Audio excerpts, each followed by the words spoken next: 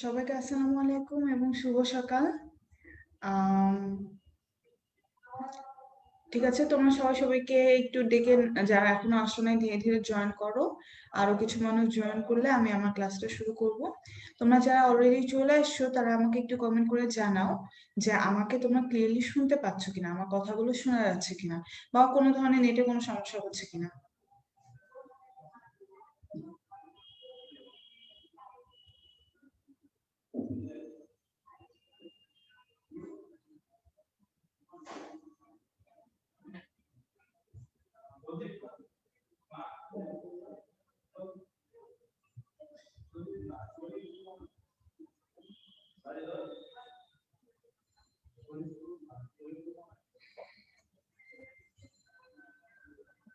All clear, তোমরা আমাকে জানিয়েছো all clear. আর আমার কমেন্ট বক্সে কিন্তু টিচার থাকবে, সুতরাং তোমরা আননেসেসারি কমেন্ট করো না আর বিরক্ত করো না। নিচে ক্লাসটা মনোযোগ দিয়ে করো, অন্যকে ক্লাসটা মনোযোগ দিয়ে করতে দাও। আর আমরা চেষ্টা করব আজকে যতটুকু পড়া অতটুকু পড়া যেন ক্লাসেই পড়াটা শেষ হয়ে যায়, ঠিক আছে? এটার আর বাসায় গিয়ে যেন আর এক্সট্রা করে পড়তে না হয়, বা যতটুকু পড়তে হয় ততটুকু হচ্ছে মুখস্থ করা জিনিস, যে হ্যাঁ আমি ক্লাসে পড়ছিলাম, আমি বুঝছি, জিনিসটা আমার একটু মুখস্থ করতে হবে 2 মিনিট এক্সট্রা সময় দিয়ে। ঠিক আছে? সাইড টক করো না, সাইড টক করলে আলটিমেটলি তোমাদেরই লস। দেখা যাবে যে হয়তো আমি ক্লাসে বলে ফেলেছি কিন্তু তোমরা সাইড টক করেছো দেখে জিনিসটা বুঝতে পারো নাই। ঠিক আছে? তোমাদের রিসেন্ট কমেন্ট বক্সে কমেন্ট গুলো দেখে আমার কাছে কেন জানি এটাই মনে হচ্ছে যে ক্লাসে কিন্তু জিনিসগুলো বলা হয়েছে, ঠিক আছে, কিন্তু তোমরা হয়তো বা কোনো কারণে ক্লাসে কনসেন্ট্রেট করতে পারো নাই, বা সাইড টক করছো, যে কারণে তোমরা হয়তো বা জিনিসটা বুঝো নাই দেখে তোমরা আবার বলতেছো যে আপু এটা কি হবে বা এটা কি হবে। তোমরা যাদের নেটের সমস্যার জন্য অসুবিধা হচ্ছে তাদেরকে আমি কিছু বলছি না, এটা একটা মানে লেজিট প্রবলেম, কিন্তু সাইড টক করে ক্লাসটা মিস করো না। ঠিক আছে? এটা হচ্ছে তোমাদের কাছে আমার আজকে রিকোয়েস্ট থাকবে। সাইড টক করে ক্লাসটা মিস করো না, যতটুকু দরকার ততটুকু তোমরা কথা বলো, যা যা প্রবলেম সেটা তোমরা আমাকে বলো, বা আমি যেটা কমেন্ট করতে বলতেছি, জানাতে বলছি, সেটা জানাও, কোনো অসুবিধা নেই, সাইড টক করো না। ঠিক আছে? ক্লাসে তোমরা যখন ক্লাসে কথা বলো তখন কি হয়, ক্লাসে কথা বললে সবাই চুপ করে না, সাইড টক করাটা হচ্ছে কাইন্ড অফ তোমার ক্লাসে কথা বলা। ঠিক আছে? তাহলে আমি আমার ক্লাসটা শুরু করে দিই। আমরা আজকে পড়বো তড়িৎ রসায়নের দ্বিতীয় অংশ। তড়িৎ রসায়নের প্রথম অংশ আমরা জাস্ট একদিন আগেই পড়েছি, আমি তোমাদেরকে পড়েছিলাম। আমি আবার এসেছি তোমাদেরকে পড়াতে। আমি doctor Kanta, Dhaka medical college থেকে এমবিবিএস পাশ করেছি। এখন আমি মা বাবার বেকার সন্তান। ঠিক আছে? আচ্ছা, আমি স্ক্রিনটা শেয়ার করছি, তোমরা আমাকে একটু জানাও তোমরা স্ক্রিনটা ক্লিয়ারলি দেখতে পাচ্ছ কিনা।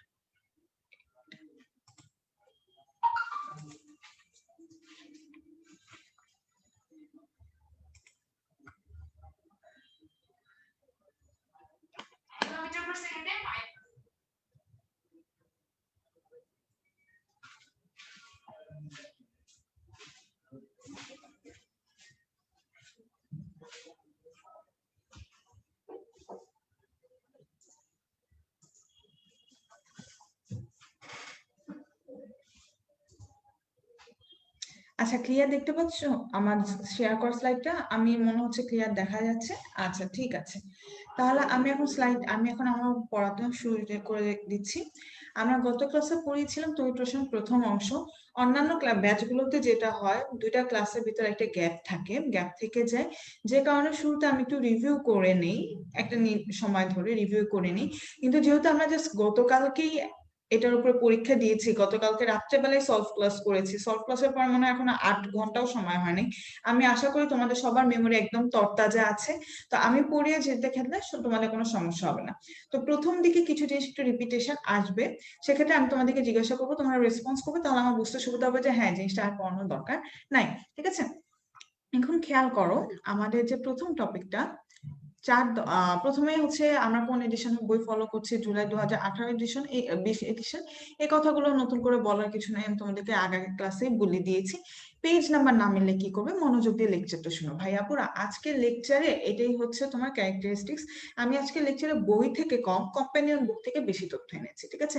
আজকের লেকচারটা করার সময় অবশ্যই তোমার সামনে বই এবং কম্পেনিয়ন বুকটা রাখতে হবে। কেমন? কারণ আমি বইয়ের জিনিসগুলো কম্পেনিয়ন বুকে তোমাদেরকে গুছিয়ে নোট করে দিয়েছি, এবং আমি ওই গুছিয়ে নোট করা পোর্শনটাই নিয়ে আসছি। ঠিক আছে? তো আমি ওই গুছায় নোট করা জায়গাটা থেকেই পড়াবো। বইয়ের হ্যাফ যে অনেক 3-4 পেজ পড়ে মাত্র 2-3 লাইন ইনফরমেশন গেইন হবে, আমি ওই জায়গাগুলো পড়াবো না, ঠিক আছে? এই কারণে তোমরা আজকের লেকচারের সময় সামনে তোমাদের বইটা রাখো এবং সামনে তোমাদের সহায়ক নোটটা রাখো, ঠিক আছে? আচ্ছা ভাইয়াপুরা ফুল স্ক্রিন করা যাবে। ফুল স্ক্রিন অপশনটা দেখো রাইট সাইডের নিচে দেওয়া আছে, অথবা তোমরা ল্যান্ডস্কেপ মোডটা অন করো। ল্যান্ডস্কেপ মোড অন করে যখন তোমরা এটাকে স্লাইড করবে তখন ফুল স্ক্রিন হয়ে যাবে, ঠিক আছে? আর কমেন্ট স্লাইড করে দাও, কমেন্টটা লেফট দিয়ে স্লাইড করে দাও। অন্য কেউ কি কমেন্ট করছে সেটা করার দরকার নেই, যখন তোমার কমেন্ট করার দরকার হবে তখন আবার স্লাইড ব্যাক করে কমেন্ট করো, ঠিক আছে? তাহলে আজকে লেকচারে কিন্তু তোমাদের অবশ্যই কম্পানিয়ন বুকটা সামনে রাখতে হবে, কেমন?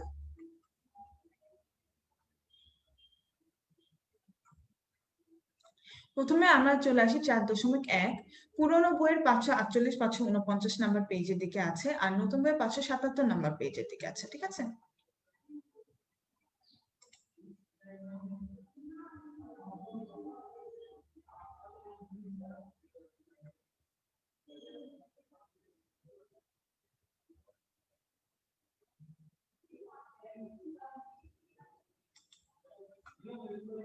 আচ্ছা, এখানটা এখন যে জিনিসটা খেয়াল করো, আমরা এখানটায় পড়বো প্রমাণ হাইড্রোজেন তড়িৎদ্বার এবং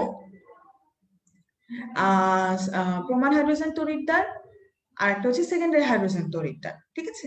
সেকেন্ডারি হাইড্রোজেন তড়িৎদ্বার না, সরি, একটা হচ্ছে প্রমাণ হাইড্রোজেন তড়িৎদ্বার আর একটা হচ্ছে সেকেন্ডারি তড়িৎদ্বার, ঠিক আছে?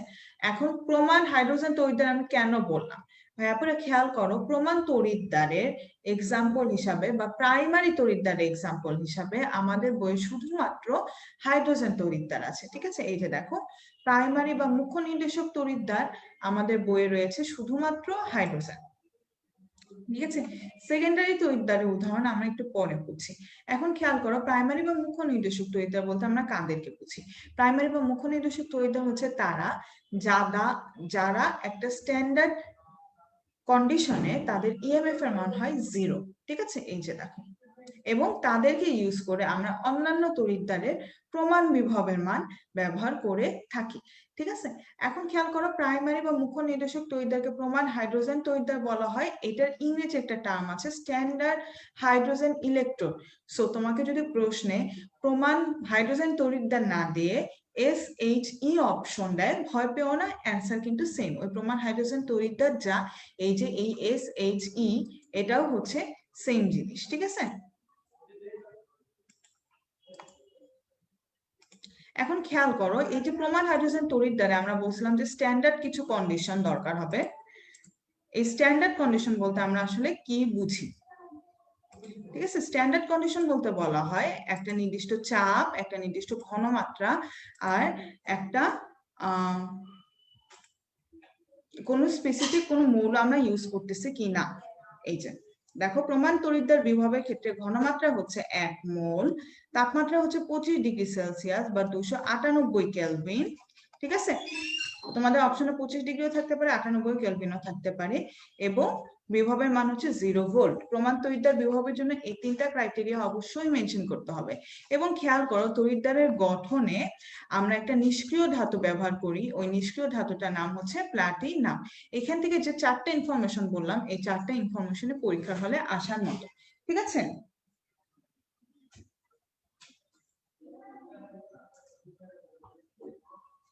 খেয়াল করো, তাহলে প্রমাণ তড়িৎদ্বার বিভব, ঠিক আছে?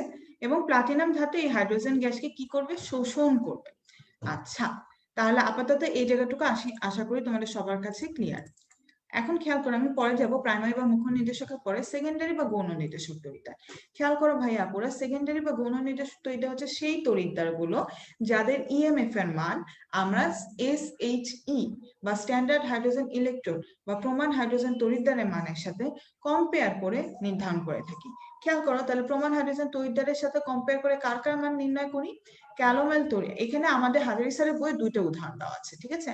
হাজারি স্যারের বইয়ে 2টা উদাহরণ দেওয়া আছে, আর বাকি 2টা উদাহরণ আমি নিয়ে এসেছি গুহ স্যারের বই থেকে, ঠিক আছে? মিলাই পড়বো আমরা, এবং এই উদাহরণগুলো তোমরা তোমাদের কম্পানিয়ন বুকে পাবে,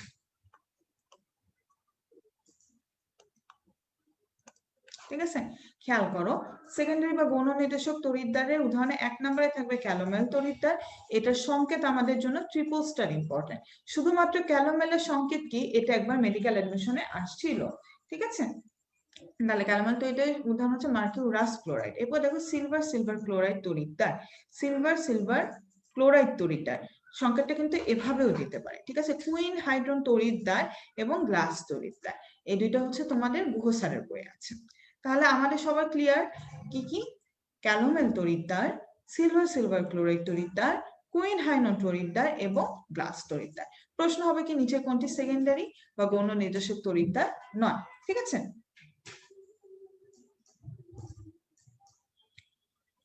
এরপরে দেখো ধাতু সক্রিয়তা সিরিজ। আমরা আগের দিনই এই জিনিসটা নিয়ে বিস্তারিত পড়েছি, গত ক্লাসেও বিস্তারিত পড়েছি। এই চ্যাপ্টারে একটা হিউজ অংশ আছে তোমাদের এই সক্রিয়তা সিরিজ নিয়ে, তোমরা এটা বুঝতে পারছো। খেয়াল করো, ধাতু প্রমাণ বিজারণ বিভবে ক্রমবৃদ্ধি। আচ্ছা, ক্রমবৃদ্ধি মানে যেন কি বলো তো আমাকে, একটু কমেন্ট করে জানাও তোমাদের মনে আছে কিনা। প্রমাণ বিজারণ বিভবে ক্রমবৃদ্ধি বলতে আমরা কি বুঝি?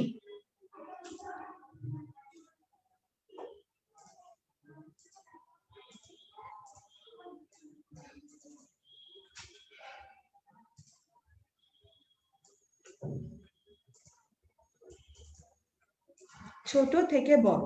হ্যাঁ, প্রমাণ বিজয় ক্রমবৃদ্ধি মানে ছোট থেকে বড়, অর্থাৎ উপরের দিকে জিনিসগুলো বা উপরের দিকে জিনিসগুলো বলতে মৌলগুলো বুঝাচ্ছি আমি।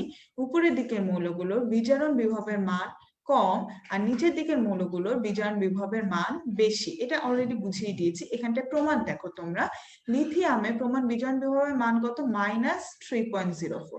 একমাত্র জিনিস যেটা প্রমাণ বিজারণ বিভবের -3, ঠিক আছে। আমি আমি তোমাদেরকে বোঝানোর সুবিধার জন্য -3 বলতেছি, 0.04টা আপাতত বোঝানোর সুবিধার জন্য বলতেছি না, কেমন।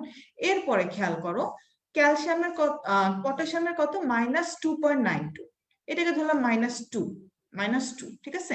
অ্যালুমিনিয়ামের দেখো -1। এখন আমরা কি জানি, ঋণাত্মক বিভবের ঋণাত্মক মানের জন্য ঋণাত্মক মান যত বেশি তার মান আসলে তত কম। যেরকম ধনাত্মক মানের ক্ষেত্রে জিনিসটা হয় কিরকম, 3 is greater than 2 is greater than 1। ঋণাত্মক মানের ক্ষেত্রে কিন্তু জিনিসটা জাস্ট উল্টো, তাই না? এই যে এরকম is less than -1, তার মানে কোনো একটা জিনিসের মান বেশি ঋণাত্মক মানে কি সেই জিনিসটার মান কম। তাহলে উপরের দিকের মৌলগুলোর মান বেশি ঋণাত্মক, ঠিক আছে। এই কথাটা অনেক সময় কনফিউশন মনে হয় যে বেশি ঋণাত্মক বলে, কিন্তু আমরা তো জানি উপরের দিকের মৌলগুলোর মান কম।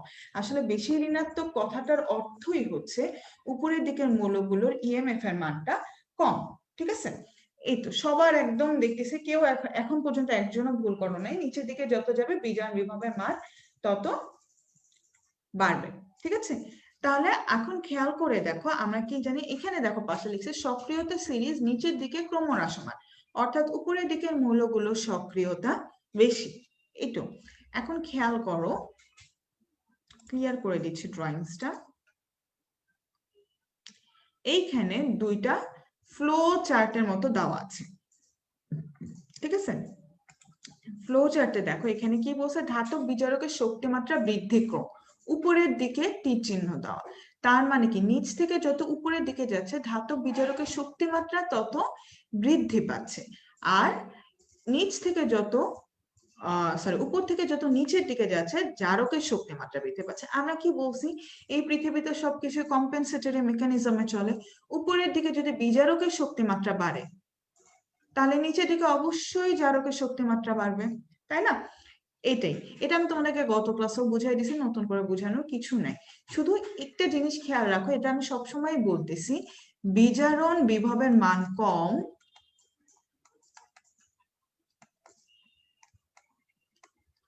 মানে শক্তিশালী বিজারক, ঠিক আছে। এটা ভুল করো না, এটা হঠাৎ করে কনফিউজিং লাগতে পারে। শক্তিশালী বিজারক এবং তার বিজারণ ক্ষমতা বেশি। বিজারণ ক্ষমতা বেশি মানে কি, বিজারক অন্যকে বিজারিত করবে এই ক্ষমতাটা বেশি তার, ঠিক আছে। এই যে ধাতব বিজারকের শক্তিমাত্রা বৃদ্ধিক্রম দিয়ে পাশে স্ল্যাশ লিখে তোমরা এই তথ্যগুলো লিখে নিতে পারো যে বিজারণ বিভবের মান কম, শক্তিশালী বিজারক এবং তার বিজারণ ক্ষমতা বেশি। এই যে আমি উপরের দিকে তীর চিহ্ন দিয়ে দিলাম, ঠিক আছে। হ্যাঁ, নিচের দিকে জারকের শক্তিমাত্রা বাড়বে না, নিচের দিকে জারণ বিভবের মানটা হ্রাস পাবে। ভাই আপুরা খেয়াল করে দেখো, আমি ড্রয়িং গুলো ক্লিয়ারিং করে দিয়ে তোমাদেরকে বলি জিনিসটা। এইটা হচ্ছে তোমাদের বিজারণ বিভবের মান, তাই না? এটা হচ্ছে তোমাদের বিজারণ বিভবের মান, যে মাইনাস, মনে করো আমি কাকে নিব, আমি নিই হচ্ছে কপারকে। কপারের বিজারণ বিভবের মানটা কত দেখো, কপারের বিজারণ বিভবের মান হচ্ছে প্লাস 0.34। এখন আমাকে যদি তোমার কপারের জারণ বিভবের মান চাই, তখন কিছুই না, জাস্ট এটার মানটা হচ্ছে মাইনাস হয়ে যাবে, -3.4। ঠিক আছে, গতকাল ক্লাসে আমি যখন তোমাদেরকে সমীকরণ বুঝাচ্ছিলাম তখন বলছিলাম, মনে আছে, অ্যানোডের মূল বিভব হচ্ছে অক্সিডেশন, কিন্তু যখন আমরা অক্সিডেশন বাদ দিয়ে রিডাকশন বলবো, তখন আমরা আগে একটা মাইনাস নিয়ে আসবো বা চিহ্নটাকে চেঞ্জ করে দিব। ব্যাপারটা হচ্ছে ঠিক এরকমই। কপারের ক্ষেত্রে এই যে যেহেতু প্লাস আছে, ও মাইনাস হয়ে যাবে। আর উপরের দিকে যাই, উপরের দিকে আমার আছে মনে করো লেড, লেডের হচ্ছে -0.13। এটাকে যখন আমার কাছে এটার জারণ বিভবের মান হবে যাবে, এটা হয়ে যাবে +0.13। ঠিক আছে, আচ্ছা, একজন প্রশ্ন করেছো বিজারণ ক্ষমতা কি বিজারক হিসাবে ক্ষমতা? হ্যাঁ, বিজারণ ক্ষমতা হচ্ছে তার বিজারক হিসাবে ক্ষমতা। বিজারক হিসাবে সে যে কাজ করবে, সেই কাজটা সে কত সহজে করতে পারবে, কত আরামে করতে পারবে, সেই ক্ষমতাটাই হচ্ছে তার বিজারণ ক্ষমতা। ঠিক আছে, আমি ড্রয়িং গুলো ক্লিয়ার করে দিচ্ছি।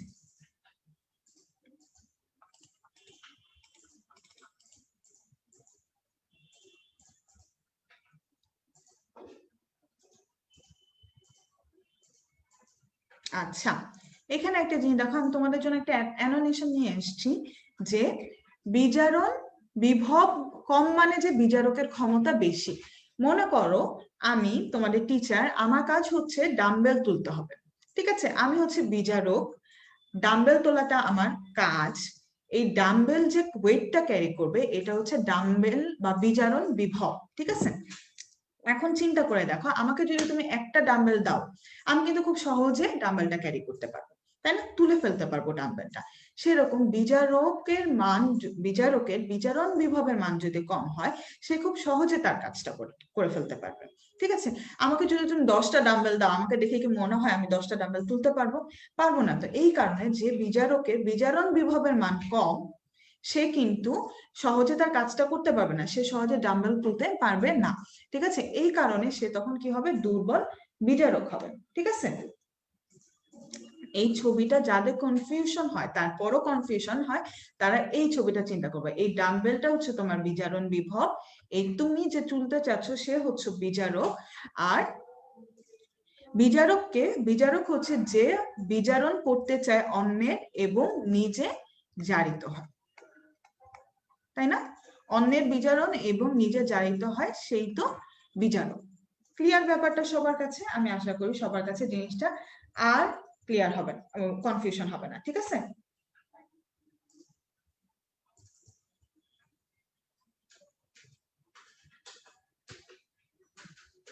ওকে। তাহলে আমি পরে টপিকে দিই, যে সেম কথাগুলো দেখো, আমি যেটা ছবিতে বুঝাইলাম লিখে দিচ্ছি, যে তোমার যদি 10টা ডাম্বেল দেয় কি হবে। ঠিক আছে, আমি তখন আর কাজ করতে পারবো না, অর্থাৎ সহজে বিজারণ করতে পারবো না। তার মানে আমি দুর্বল বিজারক, আমার বিজারণ ক্ষমতা কম, সে অন্যকে বিজারিত করতে পারবে না। বিজারণ ক্ষমতা কম মানে কি, বিজারক বিজারণ শেষে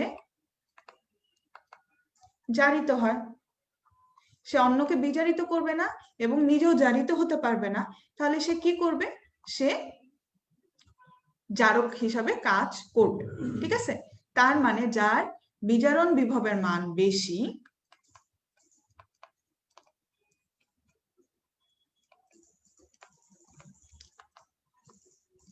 তার জারক হিসাবে কাজ করার ক্ষমতা বা জারণ ক্ষমতা বেশি। আর যার বিজারণ বিভবের মান কম,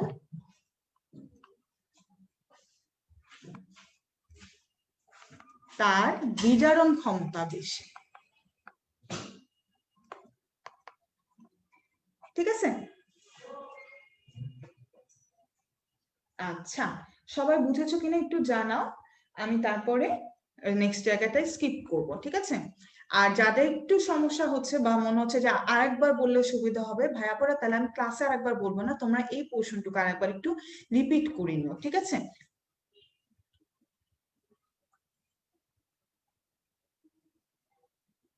আচ্ছা, এখানে আমি আবার লিখে দিয়েছি একই কথাগুলো আমি তোমাদেরকে বারবার লিখে দিয়েছি, যেন তোমরা যদি ক্লাস শেষে কখনো কনফিউজড হয়ে যাও, জাস্ট এই লেখাগুলো বা ফ্লোচার্ট গুলো পড়লে জিনিসগুলো ক্লিয়ার হয়ে যেতে পারে। ঠিক আছে, এখন আমরা চলে আসি এই যে জেনে রাখো তথ্যগুলো। আমরা জানি আমাদের কেমিস্ট্রির জন্য এরকম জায়গাগুলো পড়তে হয়, তাই না?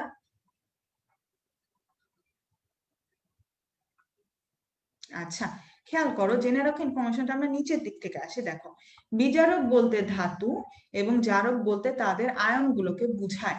খেয়াল করো, আমরা জানি কি সোডিয়াম ধাতু হচ্ছে বিজারক, তাই না? এবং সোডিয়াম, কারণ কি সে একটা ইলেকট্রন ত্যাগ করবে। আর সোডিয়াম আয়ন জারক, কারণ সে একটা ইলেকট্রন গ্রহণ করবে, তাই না?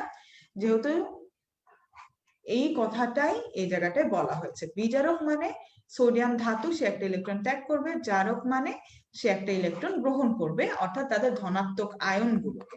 ঠিক আছে, এর 4 নাম্বার পয়েন্ট একটু দেখো, আমরা এটা অলরেডি পড়ছি, আমি একবার রিডিং পড়ছি।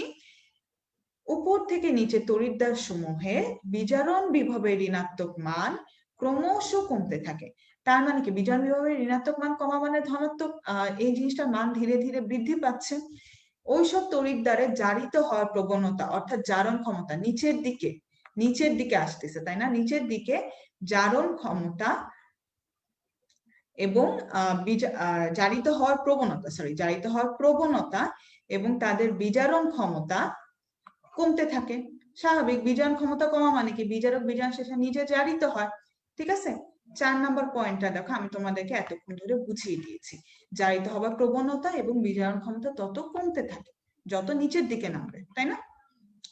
এরপরে 3 নাম্বার দেখো, বিজারণ বিভবের মান যত বেশি ঋণাত্মক, তার প্রমাণ জারণ বিভবের মান তত বেশি ধনাত্মক। ওই যে বললাম -3 মানে কি +3, জাস্ট আমি উল্টাই দিব, এটা যদি তোমার বিজারণ বিভবের মান হয়, এটা হবে তোমার জারণ বিভবের মান। ঠিক আছে, তাহলে ওই তড়িৎদ্বয়ে তত বেশি জারণ ক্রিয়া সম্পন্ন হয় এবং তার বিজারণ ক্ষমতা তত বেশি। কারণ কি, বিজারক বিজারণ শেষে নিজে জারিত হয়, এই যে জারণ ক্রিয়া সম্পন্ন হয়। কেমন? এরপরে দেখো 2 নাম্বার। 2 নাম্বার আর 1 নাম্বার আলাদা করে বোঝানোর কিছু নাই। ঠিক আছে, ওই যে জাস্ট চিহ্নটা বিপরীত হয়ে যায়, ওই কথাটাই বলা হয়েছে। আচ্ছা, ই নটের মানগুলো পড়তে হবে কিনা? ভাই আপুরা, প্রিভিয়াস ইয়ারের প্রশ্নগুলো যদি তোমরা অ্যানালাইসিস করো, তাহলে দেখবা এখন সংখ্যাবাচক তথ্য না খুব কম আসে।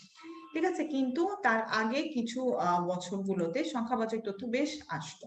এই কারণে আমরা বলি যে সংখ্যাবাচক তথ্যগুলো পড়ার জন্য যতটুকু পসিবল তোমরা পড়বে, না হতে ছেলে প্যারা নিও না। ঠিক আছে, এখান থেকে যেগুলো পড়বে, অবশ্যই লিথিয়াম পটাশিয়াম ক্লাসে কিন্তু মুখস্থ হয়ে গেছে। দেখো, লিথিয়াম -3.04, পটাশিয়াম -2.92। ঠিক আছে, লিথিয়াম পটাশিয়াম জিঙ্কটা পড়ো, আয়রনটা পড়ো, আর লেড পড়ো, কপার পড়ো। ঠিক আছে, যে কটা আমি তোমাদেরকে দাগিয়ে দিলাম ওই কটা পড়ো তোমরা।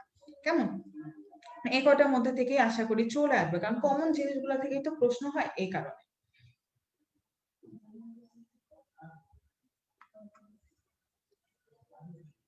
আচ্ছা, এরপরে দেখো, আমি পরের টপিকটাতে চলে যাই। পরের টপিকটা হচ্ছে ধাতু ক্ষয় এবং অ্যানোদিক জারণ।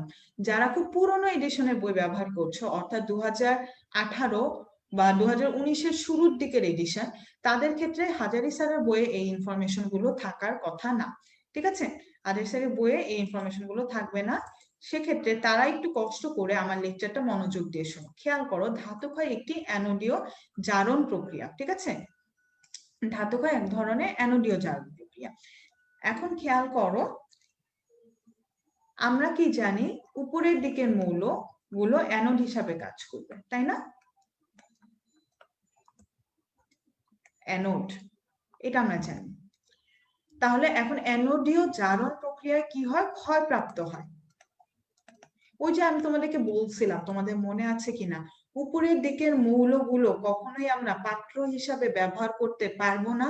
কারণ উপরের দিকের মৌলগুলোকে যদি তুমি পাত্র হিসাবে ব্যবহার করো, সে তখন এই যে অ্যানোডীয় জারণ প্রক্রিয়ায় ক্ষয়প্রাপ্ত হয়ে যাবে, পাত্রটা তখন ফুটা হয়ে যাবে এবং ভিতরে যে তৈলবিশ্লেষ্য পদার্থ আছে সেটা লিক হয়ে পড়ে যাবে। এই কারণে উপরের দিকের মৌলগুলো যেহেতু অ্যানোডীয় জারণ বিক্রিয়া করে, এই জন্য আমরা উপরের দিকের মৌলগুলোকে পাত্র হিসাবে ব্যবহার করতে পারি না। এখন খেয়াল করো, ধাতু ক্ষয়ের উদাহরণগুলো কি কি? ধাতু ক্ষয়ের উদাহরণ হচ্ছে মরিচা। খেয়াল করো, আমি এখানে মরিচার সংকেত নিয়েছি এন। খেয়াল করবা হাজারি স্যারের লেটেস্ট এডিশনের বইয়ে এন এর মান দেওয়া আছে 3, ঠিক আছে, একদম লেটেস্ট এডিশনের বই। তাই সংকেত যদি আসে তোমাদের মরিচের সংকেত কি, তোমাদের জন্য প্রেফার্ড হবে Fe2H3 3H2O। এখন খেয়াল করো, তোমরা যদি বলো আপু 3 এর জায়গায় যদি আমি 2 দিই, আমি তো 9-10 থেকে পড়ে আসতেছি, এন এর মান 1 থেকে 3 পর্যন্ত যে কোনোটাই হতে পারে ভুল। ভাই আপুরা জিনিসটা ভুল না, কিন্তু একটা ব্যাপার প্রেফার্ড বলে বা মোর প্রেফার্ড বলে একটা কথা থাকে। যেহেতু হাজারি স্যারের বইয়ে 3 দিয়ে দেওয়া আছে, যে হয়তো বা প্রশ্ন করছে সে অনেক তাড়াহুড়ো করে প্রশ্ন করছে, তার আর অত কিছু খেয়াল করার দরকার নাই, সে 3 1 2 মানে এভাবেই অপশন দিল, ঠিক আছে। একটা অপশন দিল Fe2O3 ইন্টু 1 অণু পানি, Fe2O3 2 অণু পানি, Fe2O3 3 অণু পানি, তখন কিন্তু তোমার অপশনে অ্যান্সার করতে হবে 1, এইটা, ঠিক আছে। যদিও আগের দুইটাও আসলে টেকনিক্যালি ভুল বলা যায় না, ঠিক আছে। ধাতবের টপিক যদি তোমার পুরনো বই হয় তুমি খুঁজে পাবা না, এটা পুরনো বই নাই, ঠিক আছে। এরপর দেখো রূপার উজ্জ্বলতা হ্রাস পাওয়া। খেয়াল করো, তোমার প্রশ্নের অপশন করবে রূপার উজ্জ্বলতা বৃদ্ধি পাওয়া। রূপার উজ্জ্বলতা বৃদ্ধি পাওয়া কিন্তু ধাতক্ষয়ের উদাহরণ না। আর কপার বা ব্রোঞ্জের উপরে কি রঙের আস্তরণ পড়বে? সবুজ রঙের। তোমার প্রশ্ন হয়তো বা বললো লাল রঙের আস্তরণ, ঠিক আছে। এই 3টা জিনিসের উদাহরণ হাজারি স্যারের নতুন এডিশনে দেওয়া আছে। যাদের পুরানো এডিশন ভয় পাওয়ার কিছু নেই, আমি যতটুকু নিয়ে এসেছি বা যতটুকু তোমাদের কম্পেনিয়ন বুকে আছে অতটুকু করলেই হবে। খেয়াল করো ধাতুক্ষয় রোধ প্রক্রিয়া। আমি শুরুতেই বলছি যারা অ্যানোড হিসাবে কাজ করবে তারা জারণ প্রক্রিয়ায় ধাতুক্ষয় হবে। খেয়াল করো, এই কারণে ধাতুটি যেন কখনোই অ্যানোড হিসাবে কাজ না করতে পারে, সেই কথাটা, হ্যাঁ 3 দিব আমরা, সেই ব্যবস্থা আমাদের করতে হবে। এরপরে দেখো লোহার উপর মরিচা পড়া রোধ করতে অধিক সক্রিয় জিঙ্ক ধাতু প্রলেপ দেওয়া হয়। এই জিনিসটা কি, যে আমরা একটা অপেক্ষাকৃত বেশি সক্রিয় ধাতু প্রলেপ যখন আমরা দিই, ওই প্রলেপটা ক্ষয়প্রাপ্ত হয়, ধাতুটা ক্ষয়প্রাপ্ত হয় না, ঠিক আছে। যে বেশি সক্রিয় সে ক্ষয়প্রাপ্ত হয়। এই প্রক্রিয়াটাকে বলা হয় গ্যালভানাইজিং। এই যে লোহার উপরে মরিচা রোধ করতে অধিক সক্রিয় জিঙ্ক ধাতু প্রলেপ দেওয়াকে বলা হয় গ্যালভানাইজিং। এটা ট্রিপোস্টার ইম্পর্টেন্ট, এটা থেকে কালকে প্রশ্ন হবে, কালকে প্রশ্ন হয়। হ্যাঁ, একটি ধাতু মরিচায় ধাতুর পরিবর্তে সমসক্রিয় দ্বি ব্লক ধাতুর সংকর ব্যবহার করেও আমরা জারণ রোধ করতে পারি। এটার এক্সাম্পল হচ্ছে ইস্পাত। আমাদের ইস্পাতে কি কি মূল্য ইউজ করা হয় সেটা লাগবে। ইস্পাতে ইউজ করা হয় কার্বন, ইস্পাতে ইউজ করা হয় ক্রোমিয়াম, ইস্পাতে ইউজ করা হয় নিকেল, ঠিক আছে। কার্বন, ক্রোমিয়াম এবং নিকেল, সাথে কি অবশ্যই লোহা। এটা ভুলে যেও না, ইস্পাতে কিন্তু অবশ্যই লোহা থাকবে, লোহা ছাড়া ইস্পাত হবেই না। লোহাই হচ্ছে ইস্পাতে 95 to 97%, ঠিক আছে। তাহলে ধাতু ক্ষয় রোধ প্রক্রিয়ার 3টা প্রসেস আমাদের সবার কাছে ক্লিয়ার। যদি ক্লিয়ার হয়ে থাকে তাহলে আমি নেক্সট টপিকে প্রসিড করতেছি।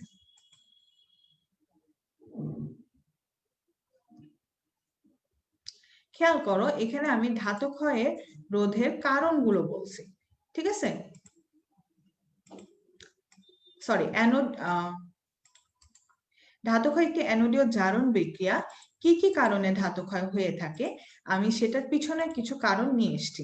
আপুরা এটা তোমরা হাজারি স্যারের বইয়ে পাবা না, এটা হচ্ছে তোমাদের গুহ স্যারের বই আছে, এবং এটা হচ্ছে তোমাদের ইয়াতেও আছে, কি বলে তোমার কম্পেনিয়ন বুকে। এই 4টা পয়েন্ট দেওয়া আছে, এই 4টা পয়েন্ট আমরা খুব ভালোভাবে পড়বো। এরকম 4টা পয়েন্ট যেখানে থাকে সেখান থেকে কিন্তু প্রশ্ন হওয়ার সুযোগ আসলে অনেক বেড়ে যাবে, ঠিক আছে। এরপর টপিকে চলে যাই। গিবসের মুক্ত শক্তি, নতুন বইয়ের 585 নাম্বার পেজ, পুরানো বইয়ের 556 নাম্বার পেজ। খেয়াল করো, গিবসের মুক্ত শক্তির এই 3টা লাইন দাগিয়ে দিয়েছি, কিন্তু আমরা পড়বো শুধুমাত্র একটা লাইন দিয়ে। সে একটা লাইন কি হবে, ডেল্টা জি এর মান যখন ঋণাত্মক তখন কোষ বিক্রিয়া ধনাত্মক,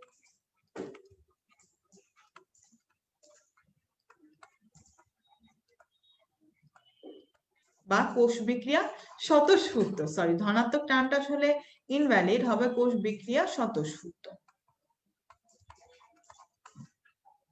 ঠিক আছে। খেয়াল করো, ডেল্টা জি এর মান যখন ঋণাত্মক তখন কোষ বিক্রিয়া হবে স্বতঃস্ফূর্ত। সাইড টক করো না ভাইয়া আপুরা, সাইড টক করো না। খেয়াল করো, ডেল্টা জি এর মান যখন ঋণাত্মক কোষ বিক্রিয়া স্বতঃস্ফূর্ত, আমরা শুধুমাত্র এটা মনে রাখবো, তোমরা পাশে লিখেও রাখতে পারো যে এখান থেকে মনে রাখবো এই জিনিসটা। তাহলে দেখো, যদি তোমাদের অপশনে দেয় ডেল্টা জি এর মান পজিটিভ, তাহলে কোষ বিক্রিয়া কি হবে আমাকে কমেন্ট করে জানাও তো, কোষ বিক্রিয়া তখন কি হবে?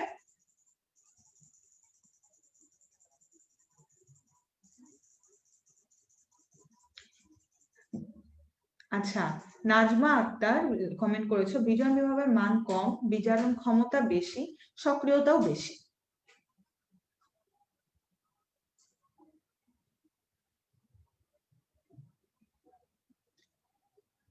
ডেল্টা জি এর মান যখন পজিটিভ হবে তখন কোষ বিক্রিয়াটা নেগেটিভ বা অস্বতঃস্ফূর্ত হবে ভাইয়া আপুরা, অস্বতঃস্ফূর্ত। ঠিক আছে, অস্বতঃস্ফূর্ত। কারণ দেখো ডেল্টা জি এর মান যখন পজিটিভ তখন অস্বতঃস্ফূর্ত। কারণ কি আমি যখন বলেছিলাম যখন মানটা হবে ঋণাত্মক তখন যদি কোষ বিক্রিয়া স্বতঃস্ফূর্ত হয়, যখন মান ধনাত্মক তখন তো কোষ বিক্রিয়াটা অস্বতঃস্ফূর্ত হবে। এই কারণে আমরা একটা লাইন মনে রাখবো, ডেল্টা জি এর মান যখন ঋণাত্মক কোষ বিক্রিয়াটা তখন স্বতঃস্ফূর্ত, আর ডেল্টা জি এর মান যদি 0 হয় তাহলে ভেরি গুড, নন স্পন্টেনাস, স্বতঃস্ফূর্ত হবে না। আর ডেল্টা জি এর মানটা যদি 0 হয় তাহলে কোষটি মৃত। কেমন? এরপরে চলে আসো, এরপরে হচ্ছে আমরা পড়বো কোষ বিভবের সংজ্ঞা। কোষ বিভব এই জায়গাটায় আসো, খেয়াল করো আমি এই যে অ্যানোড ক্যাথোডের কি বলা যায় ইকুয়েশন গুলা গতকালকে বুঝিয়ে দিয়েছি, এখানে আবার এসছে, তার মানে এই অংশ থেকেও এই ইকুয়েশনটা আসতে পারে। কোষের ইএমএফ তড়িৎদ্বারের প্রকৃতি কি ধাতু, ইএমএফ কিসের উপর নির্ভর করে দেখো, তড়িৎদ্বারের ধাতুর প্রকৃতি। ঠিক আছে, তড়িৎদ্বারে যে ধাতুটা আছে সেই ধাতুটার প্রকৃতি, দ্রবণে যে আয়ন আছে সেই আয়নের ঘনমাত্রা, দ্রবণের তাপমাত্রার উপর। তাপমাত্রা, ঘনমাত্রা, ধাতুর প্রকৃতি, এই তিনটা জিনিসের উপরে নির্ভর করবে। হ্যাঁ, গিবস পুরাতনেও আছে, গিবস পুরাতন বইও আছে, সমস্যা নেই। এই তিনটা জিনিসের উপর নির্ভর করা হচ্ছে একটা কোষের ইএমএফ এর মান। ইএমএফ এর মান ধাতু প্রকৃতি, দ্রবণে আয়নের ঘনমাত্রা এবং দ্রবণের তাপমাত্রার উপরে নির্ভর করে থাকে। খেয়াল করে দেখো, এর নিচে দেখো কি বলা হয়েছে, ই সেলের মান। ঠিক আছে, খেয়াল করো ই সেলের মান যখন মোর দেন 0 অর্থাৎ পজিটিভ তখন কোষ বিক্রিয়াটা কি স্বতঃস্ফূর্ত।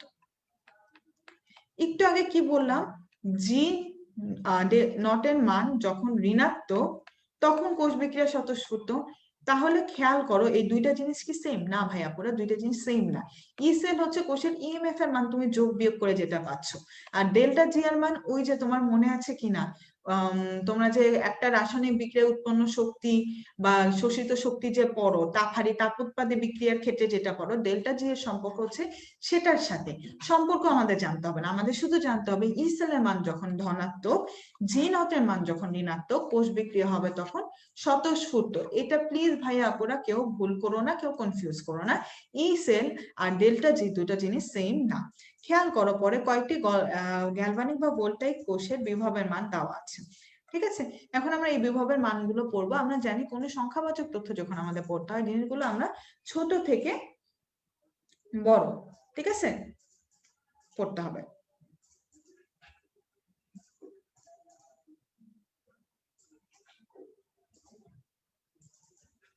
আচ্ছা, এখন খেয়াল করো, ছোট থেকে বড় করার জন্য আমি একটা তোমাদের নেমোনিক নিয়ে আসি। এই নেমোনিকটা একটু তোমাদেরকে কষ্ট করে লিখে নিতে হবে। এই নেমোনিকটা হচ্ছে তোমাদের কম্পেনিয়ন বুকে নাই। নেমোনিকটা কি, ফুয়াদ তোমরা ড্রাইভ করে ল্যাম্প পোস্ট ভেঙে ফেললো। ঠিক আছে, ফুয়াদ কে বলো তো? ফুয়াদ ওই যে আমাদের সময় একজন গায়ক ছিল, ঠিক আছে, তার নাম ছিল ফুয়াদ। তার চুল টুল একদম একড়ো বেকড়ো, এলোবেলো চুল, খুবই আনরুলি। সে ড্রাইভ করে ল্যাম্প পোস্ট ভেঙেই ফেললো। ঠিক আছে, এভাবে মনে রাখবো আমরা। ফুয়াদ খুবই আনরুলি, সে ড্রাইভ করছে, ড্রাইভ করে ল্যাম্প পোস্ট ভেঙে ফেলছে, কারণ সে ট্রাফিক রুল মানে নেই। ঠিক আছে, তাহলে ফুয়াদ ড্রাইভ করে ল্যাম্প পোস্ট ভেঙে ফেললো। কেমন? এখন দেখো, ফুয়াদ দিয়ে আমরা বুঝবো ফুয়েল সেল, ড্রাইভ দিয়ে বুঝবো ড্রাই সেল, কোডেতে কার বা লেড ব্যাটারি, ল্যাম্প পোস্টে বুঝবো আমরা ল্যাপটপের ব্যাটারি। ঠিক আছে, খেয়াল করো, ফুয়েল সেলের ইএমএফ এর মান 1.23 ভোল্ট, ড্রাইভের ইএসএল এর মান 1.5, গাড়ি হচ্ছে 2 ভোল্ট, আর ল্যাম্প পোস্ট বা ল্যাপটপ হচ্ছে 3.7 ভোল্ট। কেমন? এখন একটা জিনিস আমি তোমাদেরকে একটু খেয়াল করাই দিই, যখন তোমরা গাড়ির ক্ষেত্রে বলতেছো, গাড়িতে দুইটা জিনিস আছে খেয়াল করার মতো। খেয়াল করো, যখন বলবে লেড অ্যাসিড কার ব্যাটারি, এটা আসলে 6 সেলের লেড অ্যাসিড কার ব্যাটারি, এভাবে যখন তোমার প্রশ্নটা বলে দিবে তখন কিন্তু তোমার উত্তর হবে 12 ভোল্ট। খেয়াল করছো, লেড অ্যাসিড কার ব্যাটারিটা আসলে 6টা সেল একসাথে ইউজ করা হয়, একটা সেলের ইএমএফ এর মান হচ্ছে 2 ভোল্ট। একসাথে যদি 6টা সেল এই কথাটা উল্লেখ করে দেয় সেক্ষেত্রে তোমার ইএমএফ এর মান হবে 12 ভোল্ট। আর যদি এমনিতে বলে লেড অ্যাসিড ব্যাটারির ইএমএফ এর মান কত, তোমার উত্তর হবে 2 ভোল্ট। এটা নিয়ে কেউ আর কোনো কনফিউশন করো না, কেমন? এরপর দেখো তড়িৎদ্বার এবং এর প্রকারভেদ। জায়গাতে একটু জুম করে নেই, এখানে আর একটা কনফিউশন আছে। খেয়াল করো, আমরা তড়িৎদ্বার বলতে সাধারণত কি বুঝাই? অ্যানোড এবং ক্যাথোড, তাই না? তাহলে তড়িৎদ্বার কয় প্রকার হওয়া উচিত? তড়িৎদ্বার বা ইলেকট্রোড 2 প্রকার। অর্ধকোষ সমূহ গঠন অনুসারে 5 প্রকার। কিন্তু খেয়াল করো এখানে একটা কনফিউশন লাইন আছে। তড়িৎদ্বার বলতে অর্ধকোষকে বোঝানো হয়ে থাকে কিছু কিছু ক্ষেত্রে, তাই না? এটা একটা কনফিউজিং। সুতরাং আমাদের যখন মনে করো তড়িৎদ্বার কয় প্রকার বলে অপশন দিল 2, 4, 6, 8, আমরা চিল্লাবো না। যে শুধু এই জায়গাটুকু পড়েছে, যে শুধুমাত্র এই জায়গাটুকু পড়েছে, সে বলবে প্রশ্ন ভুল এসছে। কিন্তু আমরা বলবো না, প্রশ্ন ভুল হয়নি, প্রশ্ন এখান থেকে হয় নাই, প্রশ্ন হচ্ছে তার আগের 2টা লাইন থেকে। তড়িৎদ্বার এই যে 4.11 নম্বর পরিচ্ছেদ, ঠিক আছে? 4.11 নম্বর পরিচ্ছেদে তড়িৎদ্বার কয় প্রকার? 2 প্রকার, কেমন? কম্পেনিয়ন বুকে এই ছন্দটা নাই আপু, আমি একটু আগে বললাম এই ছন্দটা তোমাদের কম্পেনিয়ন বুকে নেই, এটা লিখে নিতে। আচ্ছা, এরপর দেখো তড়িৎদ্বার হচ্ছে 2 প্রকার। আর যদি বলে অর্ধকোষ কয় প্রকার, তখন তোমার উত্তর কি হবে? 5 প্রকার। এখন কখনো যদি তোমার প্রশ্ন এরকম হয় তড়িৎদ্বার কয় প্রকার, অপশন দেওয়া আছে 2, 3, 4, 5, তখন তুমি কি করবা? এটা তোমাদের প্রশ্ন হতে পারে। ভাই আপুরা, তড়িৎদ্বার যেহেতু প্রকৃত পক্ষে আসলে 2 প্রকার, আমি অ্যান্সারটা 2 প্রকার দিব, ঠিক আছে? আর অর্ধকোষ যেহেতু 5 প্রকার, তড়িৎদ্বার বলতে অর্ধকোষকে বোঝানো হয়, তার মানে তড়িৎদ্বার মানে অর্ধকোষ জিনিসটা সেরকম না, ঠিক আছে? আচ্ছা, আমি তোমাদের জন্য ছন্দটা আরেকবার একটু দেখাচ্ছি। ছন্দটা হচ্ছে ফুয়াদ ড্রাইভ করে ল্যাম্পপোস্ট ভেঙে ফেললো, ঠিক আছে? ফুয়াদ ড্রাইভ করে ল্যাম্পপোস্ট ভেঙে ফেললো, লিখে নাও। ফুয়াদ ড্রাইভ করে ল্যাম্পপোস্ট ভেঙে ফেললো। ফুয়াদে হচ্ছে ফুয়েল সেল, ড্রাইভে ড্রাই সেল, করেতে গাড়ি বা লেড ব্যাটারি, আর ল্যাম্পপোস্ট হচ্ছে ল্যাপটপের ব্যাটারি। ফুয়াদ 1.23 ভোল্ট, ড্রাই 1.5, দেখো ছোট থেকে বাড়তেছে, ঠিক আছে? গাড়ি হচ্ছে 2 ভোল্ট, আর ল্যাপটপের ব্যাটারি হচ্ছে 3.7 ভোল্ট, ঠিক আছে?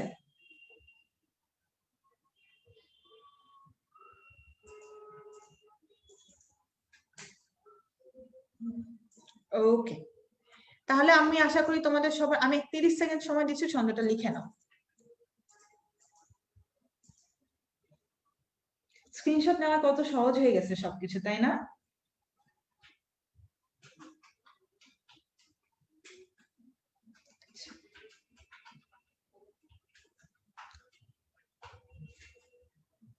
আচ্ছা, আমি বলতাম জিনিসটা, ক্যালকুলেটরে দেখো 2টা ব্যাটারি ইএমএফ এর মান ভাগ করে গেছে ছন্দে, তাই না? আমরা এই 4টা সহজে মুখস্থ করবো, কিন্তু ওই 2টা মুখস্থ করা একটু কঠিন হবে। তাহলে ওই 2টা আমাদের একটু আলাদা করে মনে রাখতে হবে। এবং মনে রাখার ইন্সপিরেশন কি, কালকে যে এক্সামে প্রশ্ন হবে ওখানে 2টা প্রশ্ন হবে এই 2টা ব্যাটারি ইএমএফ থেকে, ঠিক আছে? তাহলে এই 4টার আগে ওই 2টা আমরা পড়বো, এরপর আমরা এই 4টা পড়বো, ঠিক আছে?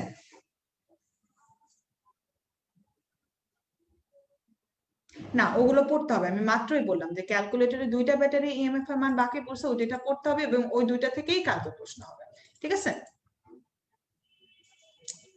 এরপরে দেখো ধাতুর যখন অর্ধকোষ পড়ছি, অর্ধকোষ সমূহ কয় প্রকার? গঠন অনুসারে অর্ধকোষ সমূহ 5 প্রকার, ঠিক আছে? খেয়াল করো কি কি, ধাতু ও ধাতুর আয়ন অর্ধকোষ, ধাতু ও ধাতুর অদ্রবণীয়, খেয়াল করো, অদ্রবণীয় লবণ অর্ধকোষ, ধাতু অ্যামালগাম ও ধাতুর আয়ন অর্ধকোষ, জারণ বিজারণ অর্ধকোষ এবং গ্যাস অর্ধকোষ, ঠিক আছে? আচ্ছা, ধাতু অ্যামালগাম ও ধাতুর আয়ন অর্ধকোষ একই ধাতু দুটি ভিন্ন আয়নের জারণ বিজারণ অর্ধকোষ, গ্যাস অর্ধকোষ, অদ্রবণীয় লবণ অর্ধকোষ, ধাতু ধাতুর আয়ন। এখান থেকে প্রশ্ন হবে কি, নিচের কোনটি অর্ধকোষের প্রকারভেদ না, বা নিচের কোনটি অর্ধকোষের প্রকারভেদ, ঠিক আছে?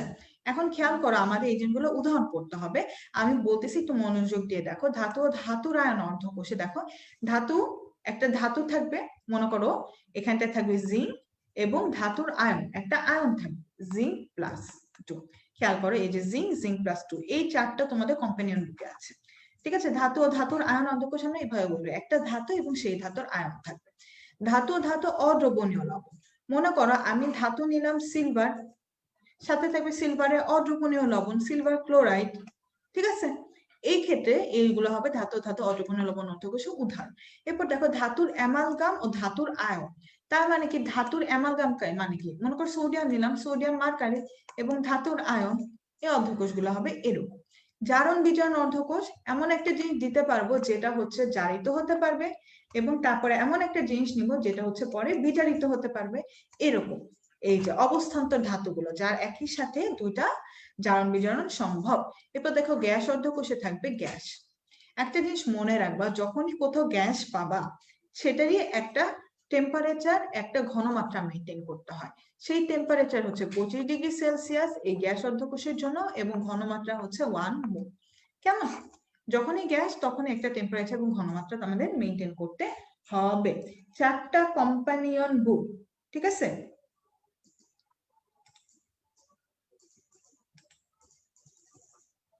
এবং বইও তোমাদের উদাহরণগুলো দেওয়া আছে, তোমরা চাইলে বই থেকেও দেখে নিতে পারো, যেভাবে তোমাদের সুবিধা হয়।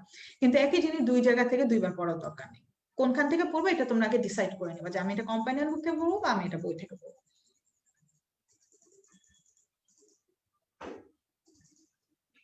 এরপর দেখো 4.12 ধাতু ও ধাতব তড়িৎদ্বারের গঠন।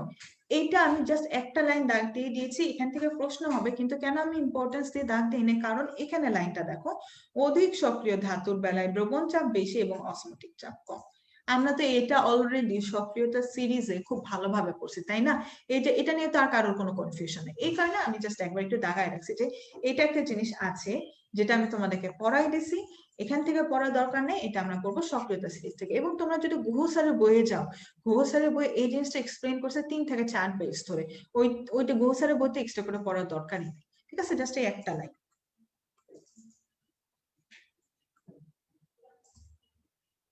হ্যাঁ, ক্যালকুলেটর বলতো দুইটা ভাই, আপুরা খেয়াল করবা, একটা হচ্ছে সিলভার ব্যাটারি আর একটা হচ্ছে তোমার পারদ ব্যাটারি। এই যে দেখো, একটা হচ্ছে সিলভার বাটন আর একটা হচ্ছে মার্কারি। এই কারণে দুইটা ভোল্ট দুই রকম, একটা ভোল্ট 1.3 আর একটা ভোল্ট হচ্ছে 1.6। এরপর চলে আসো 4.14, 1 ও 2 প্রকোষ্ঠ বিশিষ্ট তড়িৎ রাসায়নিক কোষ। মনে করবা তোমাকে যখন বলবে কোষ কয় প্রকার, কোষ কয় প্রকার, কোষ সবসময় 2 প্রকার। ঠিক আছে, তাহলে আমাকে এখন তোমরা কমেন্ট করে জানাও তো, স্বতঃস্ফূর্ততার দিক থেকে ভিত্তি করে কোষ কয় প্রকার?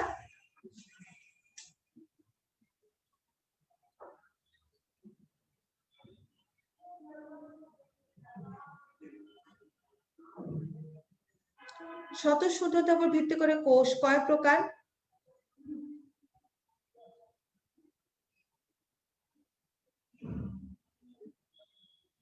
দুই প্রকার। Very good. কোষ কয় প্রকার? কোষ 2 প্রকার। ঠিক আছে, কোষ কয় প্রকার? কোষ 2 প্রকার। তারপরে যদি এখন মনে করো তোমাকে বললো অর্ধকোষ কয় প্রকার, অর্ধকোষ কয় প্রকার বলো তো, একটু আগে পড়ে আসলাম। সবই 2 প্রকার। কোষ কয় প্রকার? 2 প্রকার। এই যে দেখো, তড়িৎ কোষ 2 প্রকার, গঠনের দিক থেকে কোষ 2 শ্রেণীতে বিভক্ত, স্বতঃস্ফূর্ততার দিক থেকে 2 শ্রেণীতে বিভক্ত, 2 প্রকার। হ্যাঁ, অর্ধকোষ চাইলে সেটা 5 প্রকার, ওখানে কোষ থাকলেও এটা আসলে সেই জায়গাটায় পড়ছে না। অর্ধকোষ 5 প্রকার। কেমন? আমি তোমাদের কম্পেনিয়ন বুকে একটা কথা লিখছি, বুঝছো, কোষ মাত্র 2 প্রকার। প্রশ্ন দিয়ে আসা, একজন প্রশ্ন করছে, আপু আপনি তো বলছিলেন কোষ মাত্র 2 প্রকার, কিন্তু বইয়ে তো লেখা অর্ধকোষ 5 প্রকার। আমি আসলে তখন কি বলবো ঠিক বুঝে পাই না, এই ধরনের প্রশ্নগুলো উত্তর দেওয়াটা আসলে খুব জটিল হয়ে যায়। ঠিক আছে, তোমাদের বোঝার সুবিধার জন্য আমি কিছু টেকনিক ইউজ করে দেই, কিন্তু সেই টেকনিক গুলো যে সবসময় অ্যাপ্লিকেবল ব্যাপারটা কিন্তু এরকম না। খেয়াল করো, তড়িৎ কোষের প্রকারভেদ 2 প্রকার, তড়িৎ রাসায়নিক কোষ, তড়িৎ বিশ্লেষ্য কোষ। এখন আমি যে জিনিসটা পড়বো সেটা আমরা 9-10 থেকে পড়ে আসতেছি। তড়িৎ রাসায়নিক কোষে কি হয়, দেখো, রাসায়নিক কোষ আগে রাসায়নিক বিক্রিয়া, তাহলে রাসায়নিক কোষে কি হবে, আগে রাসায়নিক বিক্রিয়া হবে।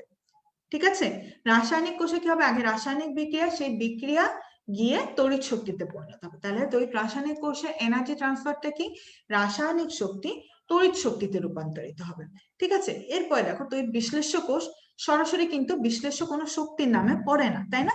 তাহলে তো বিশ্লেষ্য কোষে কি হবে, তড়িৎ শক্তি রাসায়নিক শক্তিতে পরিণত হবে। স্বাভাবিক, যদি রাসায়নিক কোষটা আমরা মনে রাখি যে রাসায়নিক শক্তি তড়িৎ শক্তিতে রূপান্তরিত হবে, তো বিশ্লেষ্য কোষে জাস্ট তার উল্টো ঘটনাটা ঘটবে। এটা কিন্তু আমাদের জন্য গুরুত্বপূর্ণ, ট্রু ফলসে দিয়ে দিবে, ঠিক আছে? আচ্ছা, এই যে দেখো নিচে তড়িৎ রাসায়নিক কোষের সংজ্ঞাটা দেওয়া আছে। দেখো তড়িৎ রাসায়নিক কোষে কি বলা হয়েছে, তড়িৎ রাসায়নিক কোষ এই ধরনের কোষকে গ্যালভানিক কোষ বা ভোল্টাইক কোষও বলা হয়ে থাকে। খেয়াল করে দেখো, তার মানে গ্যালভানিক কোষ বা ভোল্টাইক কোষ দুইটা কিন্তু এক, কিন্তু গ্যালভানিক কোষ আর সরল ভোল্টার কোষ সেম না, ঠিক আছে? ভোল্টার কোষ is not equal to সরল ভোল্টার কোষ।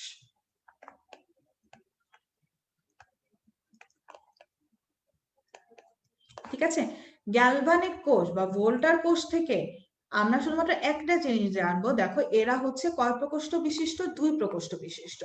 তোমার আর কোনো টেনশনে করার দরকার নেই, কারণ বইয়ে গ্যালভানিক কোষ বা ভোল্টাইক কোষ নিয়ে এক্সট্রা ইনফরমেশন আর তেমন নাই, ঠিক আছে? তাহলে দুই প্রকোষ্ঠ বিশিষ্ট কোষের উদাহরণ কি, গ্যালভানিক কোষ। আর এক প্রকোষ্ঠ বিশিষ্ট কোষের উদাহরণ কি, ড্রাই সেল। খেয়াল করো, তুমি ড্রাই সেল পড়ো,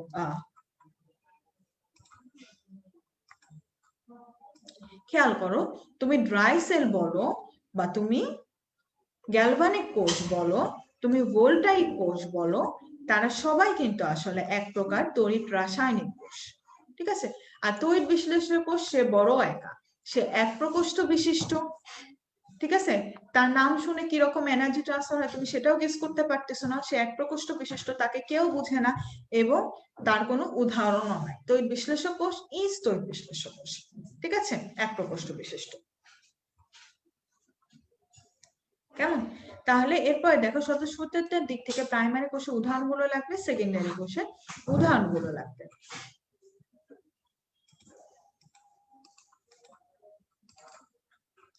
এরপরে দেখো যে কোনো কোষ থেকে আমরা আসলে কি কি পড়বো, ঠিক আছে? যে কোনো কোষ থেকে আমাদের পড়তে হবে কোষটার নাম, এই কোষটা স্বতঃস্ফূর্ত কিনা, এরপরে দেখো কয়টা প্রকোষ্ঠ, এটা অ্যানোড ক্যাথোড কি, তড়িৎ বিশ্লেষ্য কি, তড়িৎ চালক বলের মান, ব্যবহার, বিশেষ বৈশিষ্ট্য।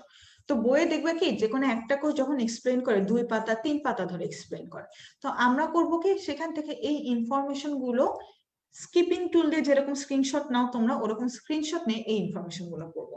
তো এই ইনফরমেশন গুলো নিয়ে আমরা একটা ছক দিয়েছি তোমাদের কম্প্যানিয়ন বুকে, ওই ছকটাতে তোমরা একটু চলে আসো অথবা লেকচারের স্লাইডে একটু কনসেন্ট্রেশন করো, ঠিক আছে? এই যে দেখো লেকচারের স্লাইডেও কিন্তু জিনিসটা আছে। খেয়াল করো, ড্যানিয়েল সেল এটা কয় প্রকোষ্ঠ বিশিষ্ট,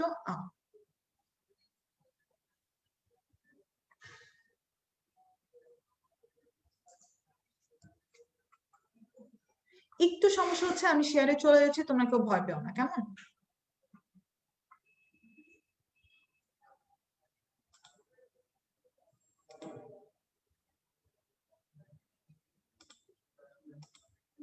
এই যে দেখো ড্যানিয়েল সেল কয় প্রকোষ্ঠ বিশিষ্ট, ড্যানিয়েল সেল একটু আগে ড্যানিয়েল সেল হচ্ছে 2 প্রকোষ্ঠ বিশিষ্ট।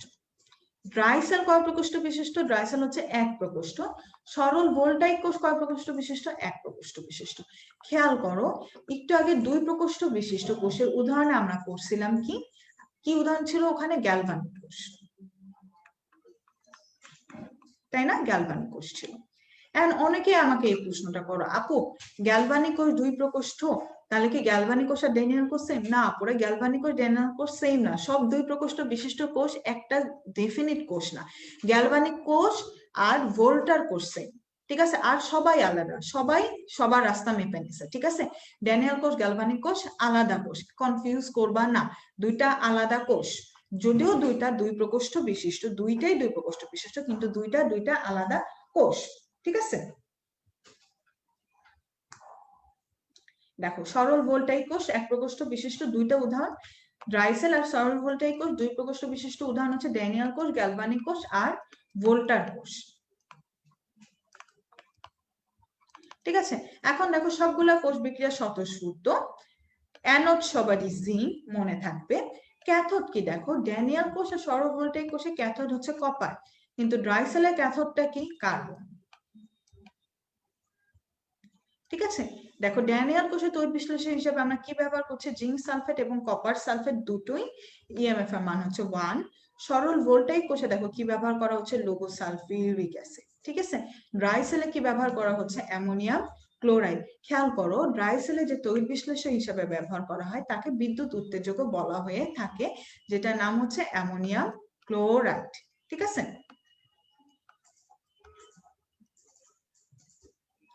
খেয়াল করো এটার ইএমএফ এর মান কত? 1.5 ভোল্ট। এটার ব্যবহার কি? এই ব্যবহারগুলো আমরা মনে রাখবো 7 আর দিয়ে। ঠিক আছে, দেখো 7 দিয়ে হচ্ছে সাইকেলের আলো, টা দিয়ে হচ্ছে টর্চ লাইট, আর রতে হচ্ছে রেডিও। ঠিক আছে, 7 আর না, বিক্রিয়াগুলো পড়তে হবে না আপু, মেডিকেল অ্যাডমিশনের জন্য তোমার বিক্রিয়াগুলো লাগবে না। এই 7টা পয়েন্টের ভিতর থেকে প্রশ্ন হবে, এই 7টা পয়েন্টের ভিতর থেকে 95% প্রশ্ন হবে। এরপর দেখো ব্যবহার, সাইকেলের আলো, রেডিও, টর্চ লাইট। এরপর দেখো বিশেষ ইনফরমেশন, ড্যানিয়েল কোষে তেমন কোনো ইনফরমেশন নাই, সরল ভোল্টাইক কোষেরও তেমন কোনো ইনফরমেশন নাই। ড্রাই সেলে কিছু ইনফরমেশন আছে। দেখো ড্রাই সেলের ছদন নিবারক হিসাবে ম্যাঙ্গানিজ ডাইঅক্সাইড ব্যবহার করা হয়, খুবই ইম্পর্টেন্ট, এখান থেকে কালকে প্রশ্ন হবে। ড্রাই কোষ হচ্ছে লেকল্যান্স বিদ্যুৎ কোষের অন্যরূপ এবং ব্যাটারি নামে পরিচিত। জাস্ট সিম্পল জিনিসটা মুখস্থ করে ফেলবা। এই তথ্যগুলো ভাইয়া আপুরা তোমাদের বইয়ে হ্যাফাজার্ডলি বলা আছে, কিছু ইনফরমেশন আবার গুহ স্যারে বলেছে, যেরকম লেকল্যান্স কোষের কথাটা, ব্যাটারি নামে পরিচিত। এই জিনিসগুলো আমি জাস্ট একটা চার্টে তোমাদের জন্য নিয়ে আসছি, তোমরা বইটা একবার একটু রিডিং করবা এই জায়গাটায়, কিন্তু তারপরে মুখস্থ যখন করবা তখন এখান থেকে পড়বা, কেমন?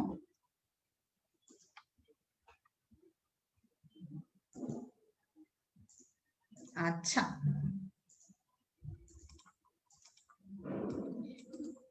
এরপরে দেখো 4.1 4.1 চলে আসো। 4.1 4.1 আমি কি বলছিলাম? তড়িৎ বিশ্লেষ্য কোষ সে বড় একা, ঠিক আছে, এই কারণে তার অন্য কোনো নাম নাই, কিন্তু তার কিছু ব্যবহার আছে। ঠিক আছে, যে এই ব্যবহারগুলো কি? এটা 1 নম্বর হচ্ছে ডাউনের পদ্ধতিতে সে সোডিয়াম উৎপন্ন করে। ডাউনের পদ্ধতিতে আমরা সোডিয়াম নিষ্কাশন করি। ঠিক আছে, ডাউনের পদ্ধতিতে কি নিষ্কাশন করা হয়? সোডিয়াম নিষ্কাশন করা হয়। ঠিক আছে, এখন খেয়াল করো, এটা হচ্ছে নতুন বই 603 নাম্বার পেজে। সোডিয়াম ক্লোরাইডের গলনাঙ্ক হচ্ছে 801, এটা মুখস্থ করবা। স্ফুটনাঙ্ক, সোডিয়াম ধাতুর স্ফুটনাঙ্ক কত? 893, ঠিক আছে, এইটুকু খুবই ইম্পর্টেন্ট। খেয়াল করো, সোডিয়াম ক্লোরাইডের গলনাঙ্ক 801, সোডিয়াম ধাতুর স্ফুটনাঙ্ক 883, এবং তাপমাত্রা এই গলনাঙ্ক কমানোর জন্য আমরা কি ব্যবহার করি? ক্যালসিয়াম ক্লোরাইড ব্যবহার করে থাকি। এদেরকে ক্যালসিয়াম ক্লোরাইডকে বলা হয় সদন নিবারক, সরি সরি সরি বিগালক, সরি সরি একজন কমেন্ট করছে সদন নিবারক, তো আমার মাথায় ওইটা চলে আসছে। ক্যালসিয়াম ক্লোরাইড বিগালক হিসেবে ব্যবহার করা হয়। এটা টেম্পারেচারকে কোথায় নিয়ে আসে? 600°C তাপমাত্রা নিয়ে আসে টেম্পারেচার। ঠিক আছে, এই জিনিসটুকু ইম্পর্টেন্ট।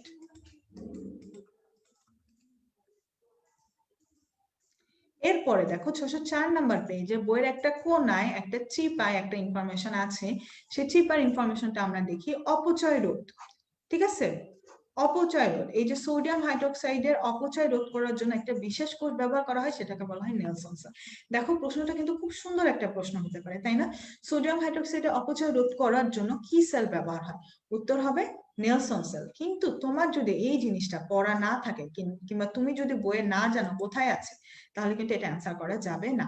মুখস্থ করো, সোডিয়াম হাইড্রোক্সাইডের অপচয় রোধ করার জন্য কোন সেল ব্যবহার করা হয়? Nelson cell, Nelson cell. ঠিক আছে, সোডিয়াম হাইড্রোক্সাইড, নেলসন সেল অপচয় রোধ করে, কেমন? এরপর টপিকটা দেখো 4.1 4.2, এই টপিকটা হচ্ছে তড়িৎ বিশ্লেষক কোষ এবং গ্যালভানিক কোষের বৈশিষ্ট্য এবং পার্থক্য। ঠিক আছে ভাইয়াপুরা, দেখবা যে বইয়ের ডেসক্রিপটিভ ওয়েতে জিনিসগুলো দেওয়া আছে, বইয়ে একবার রিডিং করবা, বইয়ে জিনিসগুলো বর্ণনা করে দেওয়া আছে, আমি সেই জিনিসগুলো তোমাদেরকে চার্ট আকারে নিয়ে আসছি। ঠিক আছে, মুখস্থ করবো কোথা থেকে? মুখস্থ করবো চার্ট থেকে, অথবা বইয়ের বর্ণনাও পড়ার দরকার নেই, চার্ট থেকে মুখস্থ করবো। ঠিক আছে, খেয়াল করো, তড়িৎ বিশ্লেষক কোষে কিরকম চেঞ্জ হয় শক্তির, আমি তোমাদেরকে একটু আগে বলছিলাম কিরকম ভাবে শক্তির চেঞ্জ হয়। আপু সোডিয়াম ক্লোরাইডের স্ফুটনাঙ্ক 1465, সোডিয়াম ক্লোরাইডের স্ফুটনাঙ্ক 1465।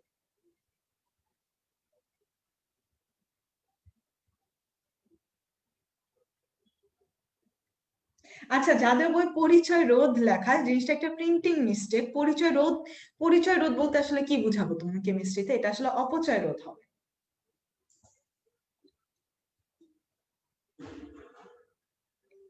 ছদন নিবারক কি আপু? ছদন নিবারক হচ্ছে ক্ষয় রোধ করার একটা পদ্ধতি, ঠিক আছে? হ্যাঁ, দেখো তড়িৎ বিশ্লেষ্য পদার্থে দাগায় দিছি তড়িৎ শক্তি রাসায়নিক শক্তিতে রূপান্তরিত হয়। আর গ্যালভানিক কোষ, আমি কি বলছিলাম? গ্যালভানিক কোষের অপর নাম কি ছিল? তড়িৎ রাসায়নিক কোষ, তাই না?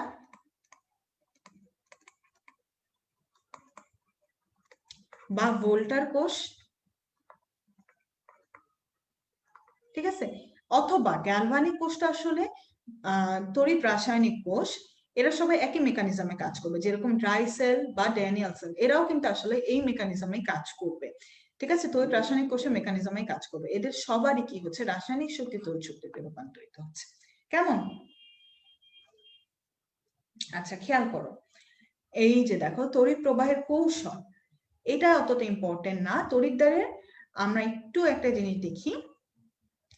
যখন তোমার, আচ্ছা আমি মার্কিং গুলো একটু ক্লিয়ার করে নেই, নয়তো হচ্ছে নিচের দিকে নামা যায় না, বুঝছো?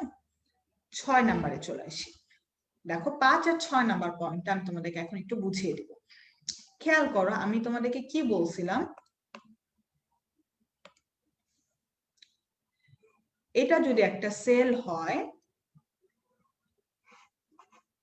ঠিক আছে, যখন গ্যালভানিক কোষ, এটা মনে করো একটা লাইট, ঠিক আছে, এটা হচ্ছে দুইটা তড়িৎদ্বার। গ্যালভানিক কোষে এরকম তড়িৎ বিশ্লেষণ হয়, তারা একটা ইলেকট্রন যায়, ইলেকট্রন দিয়ে তারা লাইট জ্বলাইতে সাহায্য করে। দেখো গ্যালভানিক কোষ কি করতেছে? সে পরিবেশের উপরে একটা ইনফ্লুয়েন্স করতেছে। এই যে দেখো গ্যালভানিক কোষের সিস্টেম পরিবেশের উপরে ক্রিয়া করে, এবং যেহেতু বাইরে থেকে কেউ ওকে ধাক্কা দিচ্ছে না, তাই এরা স্বতঃস্ফূর্ত। মনে রাখবা, মেডিকেল অ্যাডমিশনে তোমরা যারা গ্যালভানিক সেলের মতো পড়ালেখা করতেছো, অর্থাৎ স্বতঃস্ফূর্ত ভাবে পড়ালেখা করতেছো, তারাই চান্স পাবা, ঠিক আছে? যারা লাইট, তারা চান্স পাওয়া মানে কি? তারা এই লাইট জ্বালাই দেবে। তাহলে এটা হচ্ছে তোমার গ্যালভানিক সেলের একটা কি বলা যায়, কম্পারিজন। ওকে, কিন্তু তড়িৎ বিশ্লেষ্য কোষে কি হয় খেয়াল করো। যখন তোমার তড়িৎ বিশ্লেষ্য হয়, এটার উপরে থাকে একটা ব্যাটারি। এই ব্যাটারি থেকে পাওয়ার দেয়। এই পাওয়ারটা পাইলে এই তড়িৎ বিশ্লেষ্য তখন কি হয়? তড়িৎ বিশ্লেষিত হয় সোডিয়াম আয়ন এবং ক্লোরিন আয়নে পরিণত হয়। সোডিয়াম ক্লোরাইড যদি আমরা নিই, ঠিক আছে? তার মানে কি? দেখো বাইরে থেকে সে একটা ধাক্কা দিচ্ছে, এটা মানে পরিবেশ সিস্টেমের উপর ক্রিয়া করবে এবং অস্বতঃস্ফূর্ত, সে স্বতঃস্ফূর্ত ভাবে পড়ালেখা করতেছে না। এই যে আমরা বকাঝকা দেই, তারপর তোমার বাসায় ফোন নাম্বার দেই, বাসায় গিয়ে ফোন করি, তারপরে হচ্ছে মেডিকেল থেকে রেজাল্ট শিটের নাম্বার পাঠানো হয়, বাবা মা বকা দেয়, তারপর আব্বা মা যখন বকা দিল যাই একটু পড়ি, বা আপু ক্লাস নিচ্ছে, আপু এত বকাঝকা করতেছে, এত রাগ করতেছে, যাই একটু পড়ি। তোমরা হচ্ছে তড়িৎ বিশ্লেষক, ঠিক আছে? তোমাদের স্বতঃস্ফূর্ত এবং সিস্টেম পরিবেশ সিস্টেমের উপরে ক্রিয়া করতেছে, ঠিক আছে? এখন দেখো আমি ক্লিয়ার করে দিই তড়িৎদ্বারের প্রকৃতি। খেয়াল করো, তড়িৎদ্বারের প্রকৃতিতে আমরা শুধুমাত্র একটা জিনিস মনে রাখবো, তড়িৎ বিশ্লেষ্য কোষে অ্যানোড ধনাত্মক, ঠিক আছে? এটা তোমরা মনে রাখবা, তড়িৎ বিশ্লেষ্য কোষ বিশ্লেষ্য অ্যানোড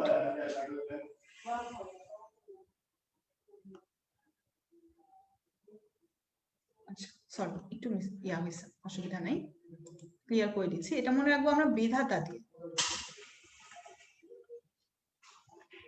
ঠিক আছে? দেখো তড়িৎ বিশ্লেষ্য কোষ ধাতে হচ্ছে ধনাত্মক, তারপরে একটা এই যে আকার আছে, এই আতা হচ্ছে তোমার অ্যানোড, ঠিক আছে? তড়িৎ বিশ্লেষ্য কোষে অ্যানোড ধনাত্মক,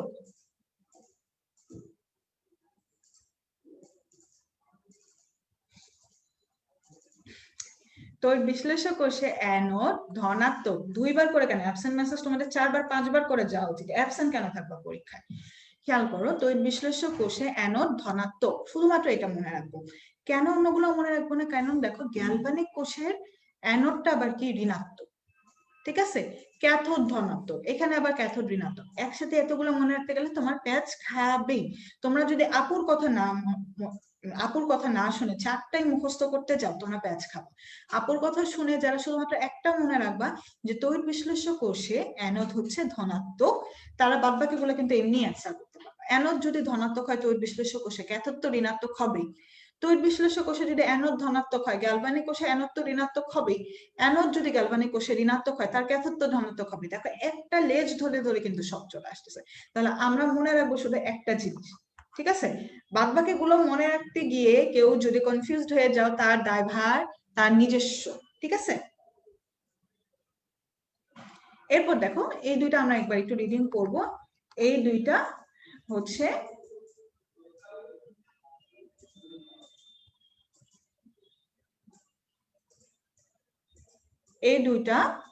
তোমার একবার একটু রিডিং করবো আমরা। এই দুইটা হচ্ছে তোমার গুহ স্যার বা কবির স্যারের বইয়ের ভিতর থেকে নেওয়া, ঠিক আছে?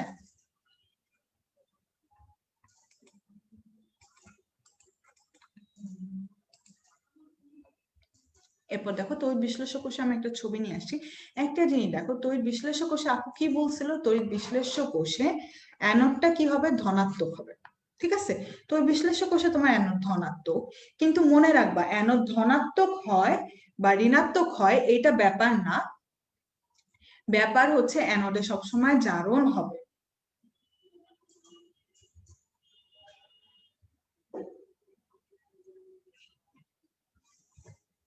ঠিক আছে? তার মানে কি তড়িৎ বিশ্লেষ্য কোষে অ্যানোড তোমার ধনাত্মক প্লাস চিহ্ন হোক, বা তড়িৎ রাসায়নিক কোষে অ্যানোড মাইনাস চিহ্ন বিশিষ্ট হোক, সেখানে সবসময় জারণ হবে, ঠিক আছে? জারণ, অ্যানোডে কখনোই জারণ বাদে অন্য কোনো বিক্রিয়া হবে না। ওই যে পড়ছিলাম আজা আজা হিমেশ রেশমিয়ার গান,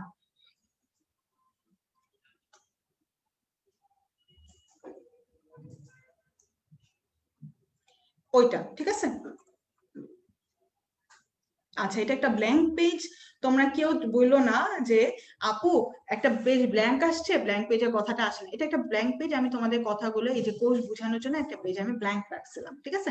এরপর দেখো তড়িৎ রাসায়নিক কোষ, এখানে দেখো অ্যানোডের জন্য মাইনাস এবং এখানেও জারণ হবে, ঠিক আছে? এবং এই যে দেখো আমি এখানে লিখে রেখেছি, দ্রবণে ইলেকট্রন প্রবেশ করবে কোন তড়িৎদ্বার দিয়ে? ক্যাথোড দিয়ে। দ্রবণে ইলেকট্রন প্রবেশ করছে কি দিয়ে? ক্যাথোড দিয়ে, ঠিক আছে? এখানেও দেখো ক্যাথোড দিয়ে দ্রবণে ইলেকট্রন প্রবেশ করবে। কোথায় ছিলাম? আচ্ছা, এরপর চলে আসো 4.15। খেয়াল করো, রিচার্জেবল ব্যাটারি, লেড স্টোরেজ বা লিথিয়াম ব্যাটারি, এরা হচ্ছে রিচার্জেবল ব্যাটারি, ঠিক আছে? এদের যেহেতু lithium ion lead storage battery rechargeable, এদেরকে সেকেন্ডারি বা গৌণ কোষ বা সঞ্চয়ী কোষও বলা হয়ে থাকে। তার মানে রিচার্জেবল জিনিসগুলো হচ্ছে সেকেন্ডারি ব্যাটারি, গৌণ কোষ বা সঞ্চয় কোষ। কেমন? দেখো সেকেন্ডারি ব্যাটারি প্রথমত, এই লাইনটা ইম্পর্টেন্ট, আরো গ্যালভানিক কোষ কিন্তু রিচার্জের সময় এ ইলেকট্রোলাইট কোষ হিসাবে কাজ করে। তার মানে সেকেন্ডারি কোষের দুইটা রূপ আমাদেরকে দেখাই দিল, সেকেন্ডারি কোষের দুইটা রূপ দেখাই দিল। এরা সাধারণত গ্যালভানিক কোষ, কিন্তু যখন রিচার্জ করে তখন এর ইলেকট্রোলাইটিক্সে মুক্ত হয়, ঠিক আছে? এরপর দেখো লেড অ্যাসিড স্টোরেজ ব্যাটারি, এই যে প্রতিটি কোষ থেকে 2 ভোল্ট পায়, কিন্তু লেড অ্যাসিড স্টোরেজ ব্যাটারিতে 6টি কোষ সমান্তরালে যুক্ত থাকে দেখে মোট ইএমএফ এর মান হয় হচ্ছে 12 ভোল্ট এবং অভ্যন্তরীণ রোধ হচ্ছে 0.01 ওহম। খেয়াল করো, একটু আগে আমি বলছিলাম তোমাদেরকে, মনে আছে কিনা, একটা ব্যাটারি থেকে আমরা কোন কোন জিনিস পড়বো? দেখো ব্যাটারি থেকে আমরা পড়বো এটার নাম, স্বতঃস্ফূর্ত কিনা, প্রকোষ্ঠ, অ্যানোড, ক্যাথোড, তড়িৎ বিশ্লেষ্য, তড়িচালক বল, ব্যবহার, বিশেষ বৈশিষ্ট্য। এই জিনিসগুলো নিয়ে আমি তোমাদেরকে আরেকটা ছক তোমাদের কম্পেনিয়ন বুকে দিয়ে দিয়েছি, ঠিক আছে? তো এই ছকটা পড়াই ইনাফ, কম্পেনিয়ন বুক থেকে এই ছক করলেই হবে, ঠিক আছে? খেয়াল করো, লেড স্টোরেজ ব্যাটারি অ্যানোড হিসাবে কে ব্যবহার করে? লেড। ক্যাথোড হিসাবে ব্যবহৃত হচ্ছে লেড অক্সাইড,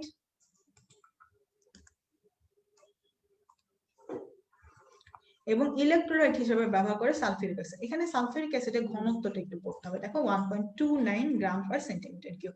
ব্যবহার করা হয় মোটর গাড়ির ইঞ্জিনে, ঠিক আছে? এবং সালফিউরিক অ্যাসিডের আপেক্ষিক গুরুত্ব কত থেকে কত মাসে থাকবে? দেখো 1.21 থেকে 1.26। এর মাঝে থাকবে সালফিউরিক অ্যাসিডের আপেক্ষিক গুরুত্ব এবং ব্যাটারির ইএমএফ এর মান কত হবে 1.17 থেকে 1. কত 21।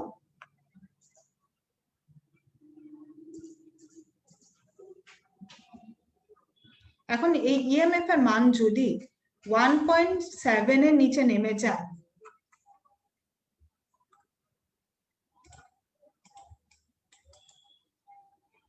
এবং আপেক্ষিক গুরুত্ব যদি 1.21 এর নিচে নেমে যায় সেক্ষেত্রে তোমার ব্যাটারিটাকে রিচার্জ করতে হবে। ঠিক আছে, তাহলে কোষের ইএমএফ এর মান কত নিচে নামলে রিচার্জ করবো 1.17। কেউ প্রশ্ন করেন আপু এটা তো 1.12। না ভাইয়া, পুরো আপেক্ষিক গুরুত্ব যদি তোমার 1.12 এর নিচে নামে, ইএমএফ 1.17 এর নিচে নামলে এবং আপেক্ষিক গুরুত্ব 1.21 এর নিচে নামলে এই কোষটাকে রিচার্জ করতে হবে। ঠিক আছে, এরপর টপিকে চলে যাই। দেখো লিথিয়াম ব্যাটারি। লিথিয়াম ব্যাটারি আর লিথিয়াম আয়ন ব্যাটারি খুব সাবধানের সাথে করবো আমরা। প্রশ্নে দেখা যায় কি লিথিয়াম ব্যাটারি দিলে আমরা ভুলে লিথিয়াম আয়ন ব্যাটারি ক্যারেক্টার হিসাব করে ফেলি। ঠিক আছে, খেয়াল করে দেখবো আমরা লিথিয়াম আয়ন চেয়েছে নাকি শুধুমাত্র লিথিয়াম ব্যাটারি চেয়েছে। দেখো শুধুমাত্র লিথিয়াম ব্যাটারি যদি চাই তার anode lithium, cathode manganese dioxide এবং একটা পাজি মৌল জটিল মৌল। এরপর দেখো আর যদি লিথিয়াম আয়ন হয় তাহলে দেখো লিথিয়াম যুক্ত গ্রাফাইট অথবা লিথিয়াম আয়ন। ঠিক আছে, তার মানে কি lithium ion battery anode lithium ion, lithium battery anode হচ্ছে লিথিয়াম। এরপর দেখো লিথিয়াম ম্যাঙ্গানিজ ডাইঅক্সাইড হতে পারে, লিথিয়াম কোবাল্ট ডাইঅক্সাইড হতে পারে, লিথিয়াম আয়রন ফসফেট হতে পারে। খেয়াল করো এখানে কিন্তু ম্যাঙ্গানিজ ডাইঅক্সাইড না, শুধু লিথিয়াম ম্যাঙ্গানিজ ডাইঅক্সাইড, আর এইখানটায় শুধুমাত্র ম্যাঙ্গানিজ ডাইঅক্সাইড। তার মানে তোমার যদি প্রশ্ন বলে আমাকে উত্তর দাও ম্যাঙ্গানিজ ডাইঅক্সাইড কোন কোষের ক্যাথোড বলো তো আমাকে। আর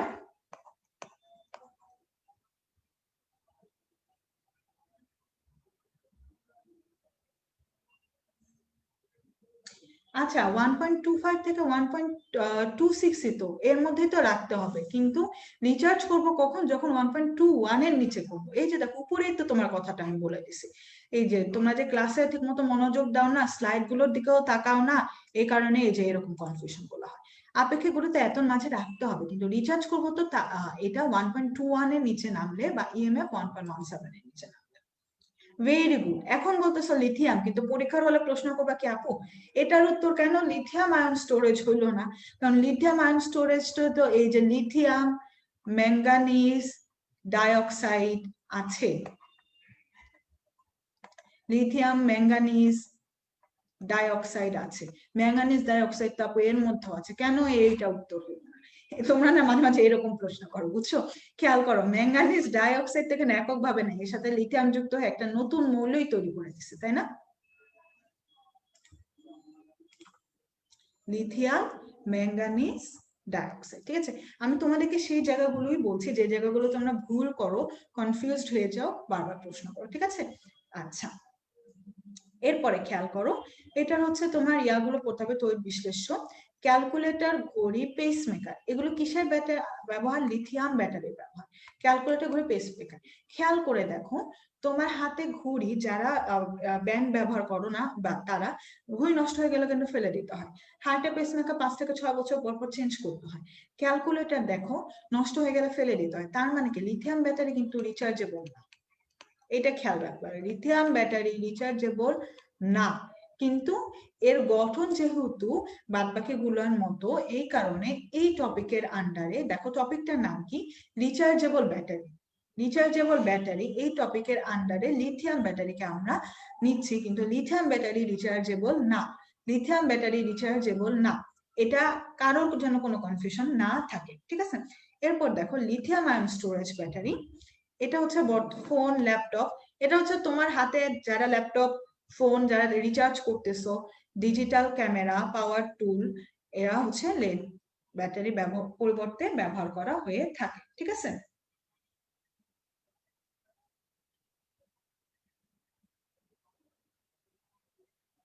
এরপর দেখো লেড স্টোরেজ ব্যাটারি বা লিথিয়াম ব্যাটারি এর সুবিধা অসুবিধা 4.16। এটা আমরা কি দিয়ে মনে রাখবো? আমরা নেমোনিক দিয়ে মনে রাখবো। দেখো তোমাদের কম্পানিয়ন বুক আমি নেমোনিকটা দিয়ে দিয়েছি। নেমোনিকটা কি? নেমোনিকটা হচ্ছে নোমানের চার্জ লাইট, আমার সাথে সাথে এটা মুখস্থ করে ফেলো, ইজিলি রিচার্জেবল।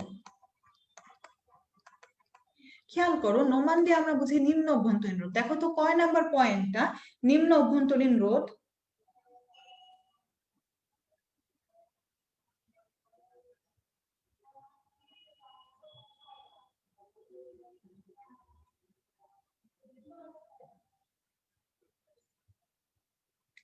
নোমান নিম্ন অভ্যন্তরীণ রোধ, এটা হচ্ছে 1 নাম্বার পয়েন্ট, তাই না? 1 নাম্বার পয়েন্ট।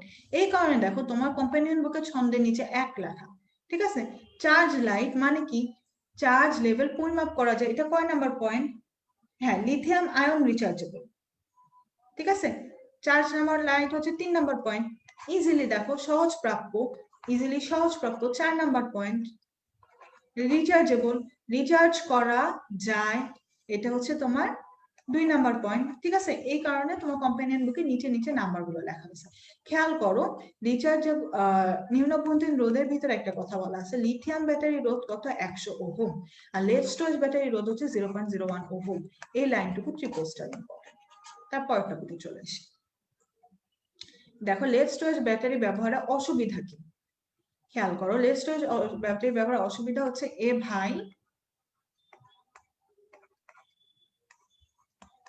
আয় পড়ি, আর না নেমোনিক কি? এটা তোমাদের কোম্পানি হ্যান্ডবুকে আছে, এ ভাই আয় পড়ি। তাহলে তোমরা বলো এ দিয়ে কি হবে?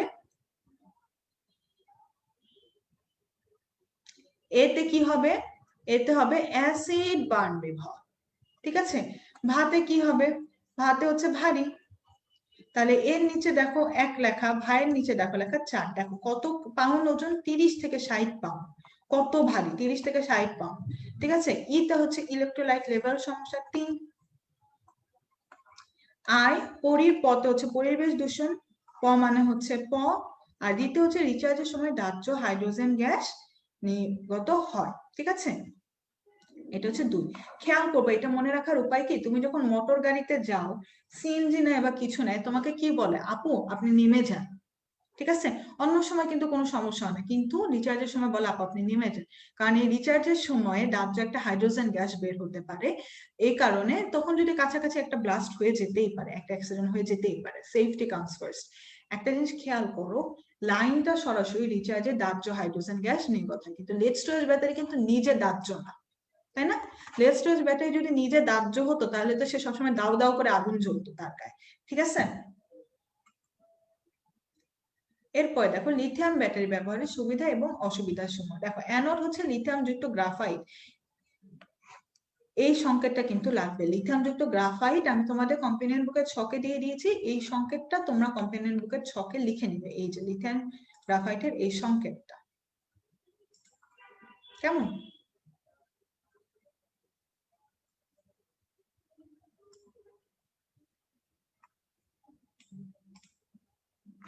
এই সংকেতটা লিখে নিবে। এরপরে দেখো লিথিয়াম ব্যাটারির সুবিধা সমূহ। সুবিধা সমূহের জন্য কোনো নেমোনিক নেই, আমরা একটু ভালো করে রিডিং করি। দেখো লিথিয়াম ব্যাটারি ওজনে খুবই হালকা, এবং লিথিয়াম ব্যাটারি কি করতে পারে? দীর্ঘস্থায়ী দেখে এটি খুব কম বর্জ্য, এটি খুবই দীর্ঘস্থায়ী, এটির পাওয়ারও অন্য যে কোনো ব্যাটারির তুলনায় বেশি, এবং খুব কম বর্জ্য মাটিতে এরা বের করে দেয়, ঠিক আছে? এই পয়েন্ট দুইটা আমরা একটু ভালো করে ভিতরে রিডিং করব, কেমন?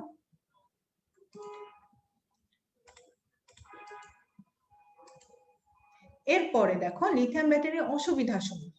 লিথিয়াম ব্যাটারির অসুবিধা 1 নাম্বার, এটা রিচার্জেবল নয়, এটা তো আমি তোমাদেরকে বুঝাই দিলাম, বুঝে বুঝে পড়বো আমরা। এরপর দেখো পরের দুইটা, মনে করো লিথিয়ামের সাথে কিসের মিল আছে? লিথিয়াম মানে লিপস্টিক, লিথিয়াম লিপস্টিক, ঠিক আছে? খেয়াল করো, লিপস্টিক লিতে হচ্ছে লিপ লিক হয়ে যায়, আর স্টিকে হচ্ছে স্টিক মানে স্টোরেজ করতে অসুবিধা হয়, ঠিক আছে? কারণ এটি করোশন বা ধাতু ক্ষয় ঘটে পানীয় বাষ্পের সংস্পর্শে, এবং হাইড্রোজেন গ্যাস নির্গত হয়, ঠিক আছে? তাহলে আমি পরের ছন্দে চলে যাই। আচ্ছা, আর লিথিয়াম আয়ন ব্যাটারিতে একবার একটু রিডিং করবো, তত ইম্পর্টেন্ট না। ফুয়েল সেল এবং এর প্রকারভেদ 4.17। খেয়াল করো, আমি তোমাদেরকে প্রথম দিন বলেছিলাম যে আমার চ্যাপ্টারে ইম্পর্টেন্ট টপিক হচ্ছে তিনটা, একটা তড়িৎ রাসায়নিক সারি, একটা হচ্ছে ব্যাটারি গুলো, আর আরেকটা হচ্ছে ফুয়েল সেল। ফুয়েল সেল একাই এত ইম্পর্টেন্ট, ঠিক আছে? ফুয়েল সেল এক প্রকার গ্যালভানিক কোষ, সবসময় ফুয়েল সেল গ্যালভানিক কোষ। ফুয়েল সেলকে ফ্লো ব্যাটারিও বলা হয়ে থাকে, এটা কম্পেনিয়ন বুকে তোমরা লেখা আছে, তোমরা জেনে নাও। ফুয়েল সেলকে ফ্লো ব্যাটারিও বলা হয়ে থাকে। কেন ফ্লো ব্যাটারি বলা হয়? কারণ ফুয়েল সেলে তুমি যত দিন ধরে জ্বালানি দিবা ততদিন ধরে সে তোমাকে সার্ভিস দিবে। ফুয়েল সেলে জ্বালানি দিলেই ফুয়েল সেল তোমাকে সার্ভিস দিবে, ঠিক আছে? এই কারণে বলা হয় ফুয়েল সেলের জীবনীকাল অসীম। ফুয়েল সেল একটা ফ্লো ব্যাটারি। এরপর দেখো হাইড্রোকার্বন গুলো ফুয়েল সেলে জ্বালানি হিসাবে সরাসরি ব্যবহার করা যায় না, ঠিক আছে? ফুয়েল সেলে সরাসরি হাইড্রোকার্বন গুলো জ্বালানি হিসাবে ব্যবহার করা যায় না, গুরুত্বপূর্ণ। এরপর দেখো দুইটা গ্যাসের সংকেত দেওয়া আছে, সংশ্লেষ গ্যাস এবং ওয়াটার গ্যাস, ঠিক আছে? সংশ্লেষ গ্যাস এবং ওয়াটার গ্যাস তোমরা মূলত যৌগ চ্যাপ্টারে এই দুইটা সংকেত পড়েছো, কিন্তু যেহেতু এই চ্যাপ্টারে এই দুইটা কথা উল্লেখ আছে, আমাদের সংকেতটা পড়তে হবে। এরপরের টপিকে চলে আসি। দেখো ফুয়েল সেল এবং সাধারণ ব্যাটারির গঠনগত পার্থক্য। খেয়াল করো, ব্যাটারির জীবনকাল নির্দিষ্ট, কিন্তু ফুয়েল সেলের জীবনীকাল অনির্দিষ্ট, খুবই ইম্পর্টেন্ট। এরপর দেখো ফুয়েল সেলের শ্রেণী বিভাগ। ফুয়েল ভিত্তিক ফুয়েল সেলের শ্রেণী বিভাগ।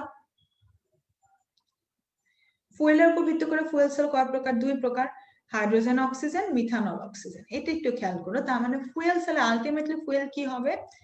হাইড্রোজেন এবং অক্সিজেন, অথবা মিথানল এবং অক্সিজেন, ঠিক আছে? এর বাইরে ফুয়েল সেলে কোনো ফুয়েল হতে পারবে না।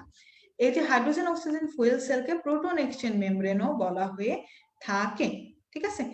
এটার ইংরেজি নামটাও লাগবে PEMFC, কেমন? এরপরে দেখো ইলেকট্রোলাইট রূপে জলীয় পটাশিয়াম হাইড্রোক্সাইড ব্যবহৃত হতো, কিন্তু বর্তমানে পলিমার মেমব্রেন ব্যবহার করা হয়। এটা তোমাদের অনুশীলনীতে এই প্রশ্নটা, তিনটা বইয়ের অনুশীলনীতে এই প্রশ্নটা আছে যে বর্তমানে কোন ফুয়েল সেলে আর তরল জ্বালানি ব্যবহার করা হয় না। অ্যান্সার কি হবে? অ্যান্সার হবে PEMFC, ঠিক আছে? এরপর দেখো মিথানল অক্সিজেন ফুয়েল সেল, এটাকে DMFC বা ডিরেক্ট মিথানল ফুয়েল সেল বলা হয়ে থাকে। এরপর টপিকটা দেখো ইলেকট্রোলাইটের উপর ভিত্তি করে, ইলেকট্রোলাইট এবং তাপমাত্রার উপর ভিত্তি করে ফুয়েল সেল কয় প্রকার? 6 প্রকার, ঠিক আছে? আচ্ছা, ইলেকট্রোলাইট এবং তাপমাত্রার উপর ভিত্তি করে ফুয়েল সেল 6 প্রকার। এখানে দেখো এই যে বিক্রিয়া লাগবে না, বিক্রিয়া কেটে দাও, কেটে দিচ্ছি, বিক্রিয়া লাগবে না। খেয়াল করো ব্যবহৃত ফুয়েল, আমি একটু আগে কি বললাম? ফুয়েল আমার আছে তিনটা জিনিস, হয় অক্সিজেন, নয় মিথানল আর হাইড্রোজেন। খেয়াল করো এখানে সব কয়টা ফুয়েল হচ্ছে অক্সিজেন, জারক হিসাবে অক্সিজেন, অক্সিজেন, অক্সিজেন, অক্সিজেন। আর বাকি থাকে হাইড্রোজেন, সবার বিজারক হাইড্রোজেন, শুধুমাত্র একটার বিজারক মিথানল, যার নামে আছে মিথানল।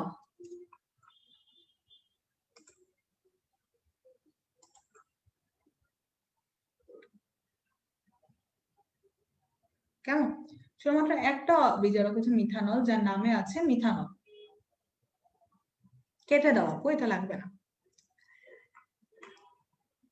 আচ্ছা, আর দেখো এখানে কিছু জিনিসের তাপমাত্রা গুলো দেওয়া আছে, পলিমার মেমব্রেনের তাপমাত্রা। এই তাপমাত্রা গুলো তোমার একটু কষ্ট করে দেখতে হবে, ঠিক আছে? তাপমাত্রা থেকে কালকে একটা প্রশ্ন আসবে, এই যে 6টা 7টা তাপমাত্রা, এই 6টা 7টা তাপমাত্রা থেকে একটা প্রশ্ন পাবা, ওকে?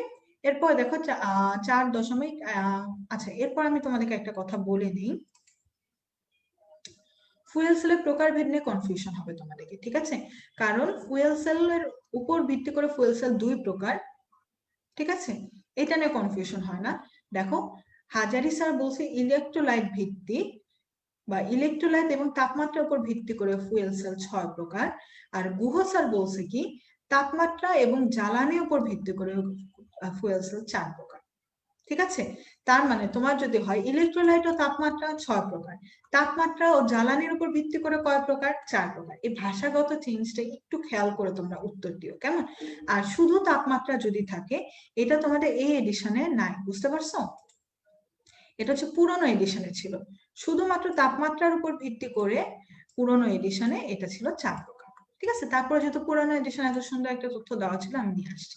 আর তড়িৎ বিশ্লেষণ জ্বালানির উপর নির্ভর করে ফুয়েল সেল কয় প্রকার? 6 প্রকার। ফুয়েলের উপর ভিত্তি করে 2 প্রকার, তড়িৎ বিশ্লেষ্য জ্বালানির উপর ভিত্তি করে ফুয়েল সেল 6 প্রকার। এই চারটা একটু ঠান্ডা মাথায় ভালো করে আমাদের মুখস্থ করে ফেলতে হবে, ঠিক আছে?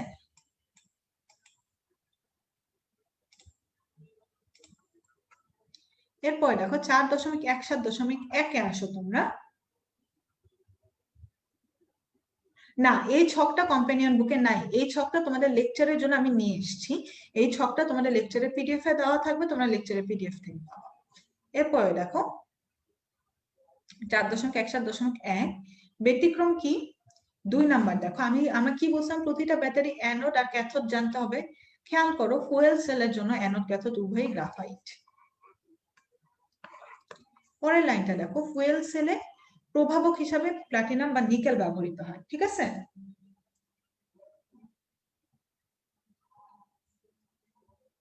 না পুরা এটা কম্পেনিয়ন বুকে নাই।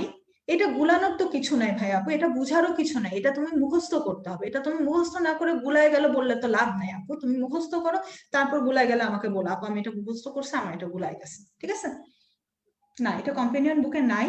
আমি অনেকক্ষণ ধরে রাখতেছি, তোমরা চাইলে এটা স্ক্রিনশট নিয়ে নিতে পারো। তোমরা যারা স্ক্রিনশট নাও, এই যে দেখো জুম করে দিলাম, তোমরা চাইলে এটা স্ক্রিনশট নিতে পারো, অথবা তোমরা তোমার পিডিএফটা আছে, পিডিএফ থেকে বের করে নিয়ে নিতে পারো।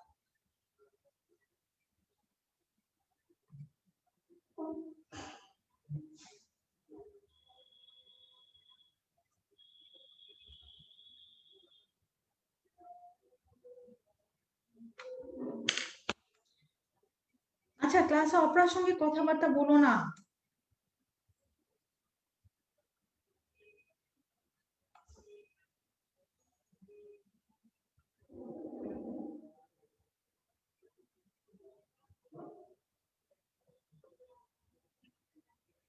ঠিক আছে, তাহলে আমি পরেরটাতে যাচ্ছি। খেয়াল করো, এই যে 4.1.4.1 3 নাম্বার কি? ফুয়েল সেলে অ্যানোড হিসাবে কি ব্যবহার করা হয়? ফুয়েল সেলে অ্যানোড হিসাবে ব্যবহার করা হয় হাইড্রোজেন গ্যাস বা মিথানল গ্যাস। অ্যানোডে জ্বালানি হিসাবে, ঠিক আছে? এটা একটু খেয়াল করো, অ্যানোড হিসাবে না, অ্যানোডে জ্বালানি হিসাবে ব্যবহার করা হয়। আর ফুয়েল সেলে ক্যাথোডে জ্বালানি হিসাবে কে ব্যবহার করা হয়? Oxygen gas. আমরা জানি ক্যাথোড হিসাবে ব্যবহৃত হয় জারক গুলো, আর অ্যানোড হিসাবে ব্যবহার করা হয় বিজারক গুলো, তাই না? উপরের দিকের মৌল বিজারক, তারা অ্যানোড, ঠিক আছে? এইটাই বলছে যে জারক হিসাবে ক্যাথোডে অক্সিজেন ব্যবহার করা হয়। ওকে,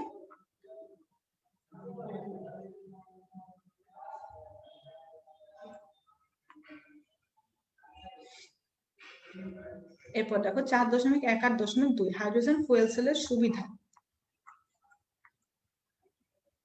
এখান থেকে শুধুমাত্র 3 নম্বর পয়েন্টটা বলবো আমরা। দেখো উচ্চ কর্ম ক্ষমতা, খেয়াল করো, উচ্চ হাইড্রোজেন ফুয়েল সেলে বন্ধন শক্তি কত পার্সেন্ট ব্যবহার করা হয়? 75%। কিন্তু তোমার যদি বলে হাইড্রোজেন ফুয়েল সেলে কর্মদক্ষতা কত, উত্তর হবে 98%। সরাসরি তোমার যদি বলে বন্ধন শক্তির কত পার্সেন্ট বিদ্যুৎ শক্তিতে পরিণত হয়, সেটা হচ্ছে 75%।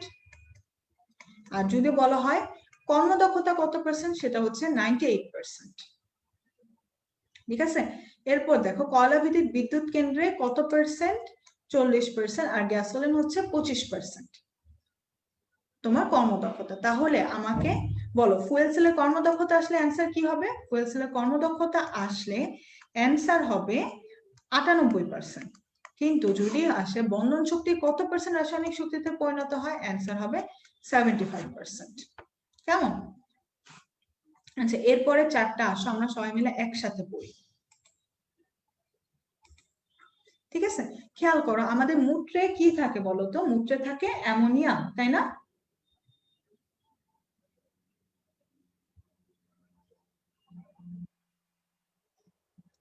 আমাদের মূত্রে থাকে অ্যামোনিয়াম বা অ্যামোনিয়া। দেখো শিল্পক্ষেত্রের বর্জ্য পানিতেও কি আছে? অ্যামোনিয়া, তাই না? আর আমরা কি জানি, সব বর্জ্য পদার্থ গুলো আমরা গিয়ে কোথায় ফেলে দিই? সমুদ্রে। এই কারণে এখন সমুদ্রের পানি বিশুদ্ধ। দেখবা যে বিভিন্ন ধরনের জিওগ্রাফি চ্যানেলে দেখায় সমুদ্রের পানি থেকে কি কি বের হচ্ছে, বোতল আরো কি কি জানি বের হয়। তার মানে কি, দেখো এই দুই জায়গায় কি আছে? অ্যামোনিয়া আয়ন আছে, ঠিক আছে? এরপরে খেয়াল করো, আমাদের রক্তে কোন বাফারটা সব থেকে বেশি থাকে? Bicarbonate buffer. তোমাদের মনে আছে কিনা? এই যে দেখো বাইকার্বনেট বাফার। এরপরে দেখো ভূপৃষ্ঠে প্রচুর পরিমাণে চুনা পাথর থাকে, চুনা পাথরে বাইকার্বনেট থাকে, এই যে বাইকার্বনেট। এরপরে আমি 1 গেল 2 গেল, 3 নাম্বারটা কি, 4 নাম্বারটা খেয়াল করো। আমরা শীতকালীন বিভিন্ন ফুলকপি খাই না, সবুজ রঙের একটা ফুলকপি আছে তাই না? এই সবুজ রঙের ফুলকপিকে বলা হয় ব্রোকলি। ঠিক আছে, এই ব্রোকলি তে কি আয়ন থাকবে, ব্রোমিন। তাহলে দেখো ব্রোমিন থাকে, ব্রোকলি মানে সবজি, শস্য এবং উদ্ভিদ কোষ। ঠিক আছে, এরপর দেখো আয়োডিন। আমরা কি জানি, আয়োডিন খেলে কি বাড়ে, বুদ্ধি বাড়ে। দুধ খেলে বুদ্ধি বাড়ে। ঠিক আছে, খেয়াল করবা এখন অ্যাডমিশনের যত কাছে আসবে আম্মু আব্বুর যত্ন খুব বেড়ে যাবে। সকালবেলা একবার বলবে ডিম খাও, রাত্রিবেলা একবার বলবে দুধ খাও। আর কেউ কেউ বলবে না মা এখন ডিম খাওয়া যাবে না, সামনে অ্যাডমিশন, ডিম খেলে ডিম পাবা। এই কথাগুলো কিন্তু অনেকে বলে যে অ্যাডমিশনের দিন সকালবেলা না ডিম খাওয়া যাবে না, ডিম খেলে ডিম পাবা। ঠিক আছে, এই যে দেখো দুধ খেলে বুদ্ধি বাড়বে, বুদ্ধির সাথে আয়োডিনের সম্পর্ক, আয়োডিন। ঠিক আছে, এরপরে খেয়াল করো ফার্মাসিউটিক্যালস। ফার্মাসিউটিক্যালস দেখো তোমার যদি বুদ্ধি বাড়ে, দুধ খেয়ে বুদ্ধি বাড়ে, তুমি মেডিকেলে চান্স পাইছো, তখন তুমি কি করবা, ওষুধ দিবা, ফার্মাসিউটিক্যালস। ঠিক আছে, তাহলে আয়োডিন কোথায় পাবো, দুধে এবং ফার্মাসিউটিক্যালসে। আর কারোর ভুল হবে এটা, আশা করি ভুল হবে না। এরপরে খেয়াল করো নাইট্রেট আয়ন, সারে থাকে নাইট্রেট আয়ন, আমরা সার দেই মাটিতে, নাইট্রেট আয়ন থাকে মাটিতে। ঠিক আছে, সার এবং মাটিতে থাকে নাইট্রেট আয়ন। এরপরে দেখো পটাশিয়াম আয়ন। দেখো রক্তে ছিল বাইকার্বনেট, কিন্তু রক্তের যে সিরাম, সেই সিরামে থাকে পটাশিয়াম আয়ন। ঠিক আছে, রক্তের সিরামে থাকে কি আয়ন, পটাশিয়াম আয়ন।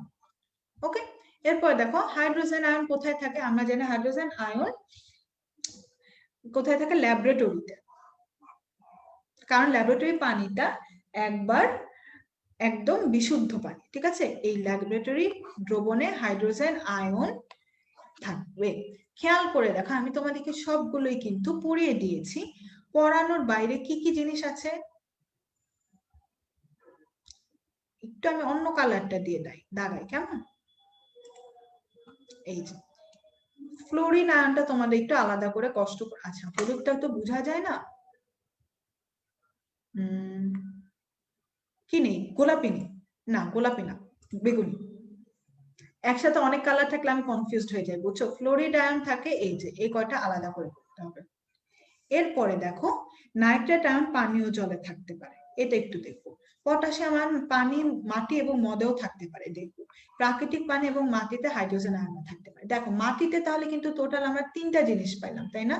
মাটিতে 3টা আয়ন থাকতে পারে, পটাশিয়াম আয়ন থাকতে পারে, হাইড্রোজেন আয়ন থাকতে পারে এবং নাইট্রেট আয়ন। যদি কেউ খুব কঠিন প্রশ্ন করতে চায় তাহলে কি প্রশ্ন করবে, মাটিতে থাকে না কোন আয়ন, তাই না? যেহেতু 3টা আয়ন মাটিতে থাকে। আচ্ছা সবুজ, সবুজ আছে কি আমার, হ্যাঁ আমার সবুজ আছে। তাহলে মাটিতে থাকে না কোন আয়নটা, পটাশিয়াম, হাইড্রোজেন, নাইট্রেট বাদে যে আয়ন থাকে না, তাহলে সে আয়ন। কেমন?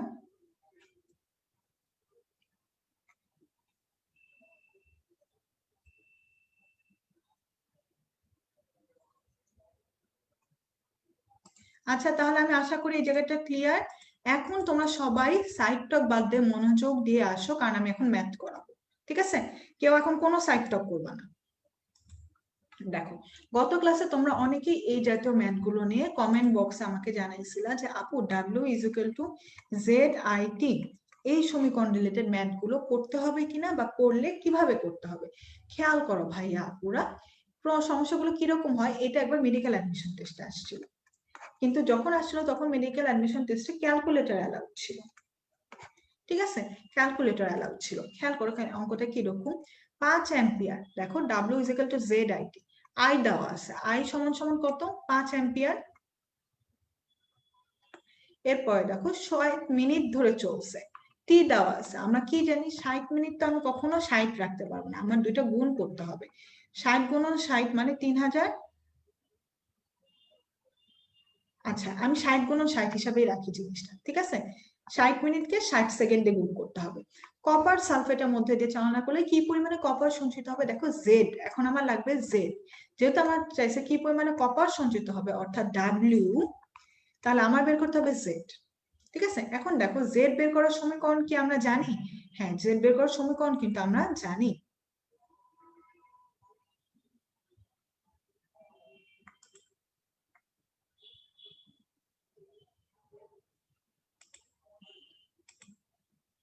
খেয়াল করো, জেড বের করার সমীকরণটা কি ছিল মনে আছে কিনা?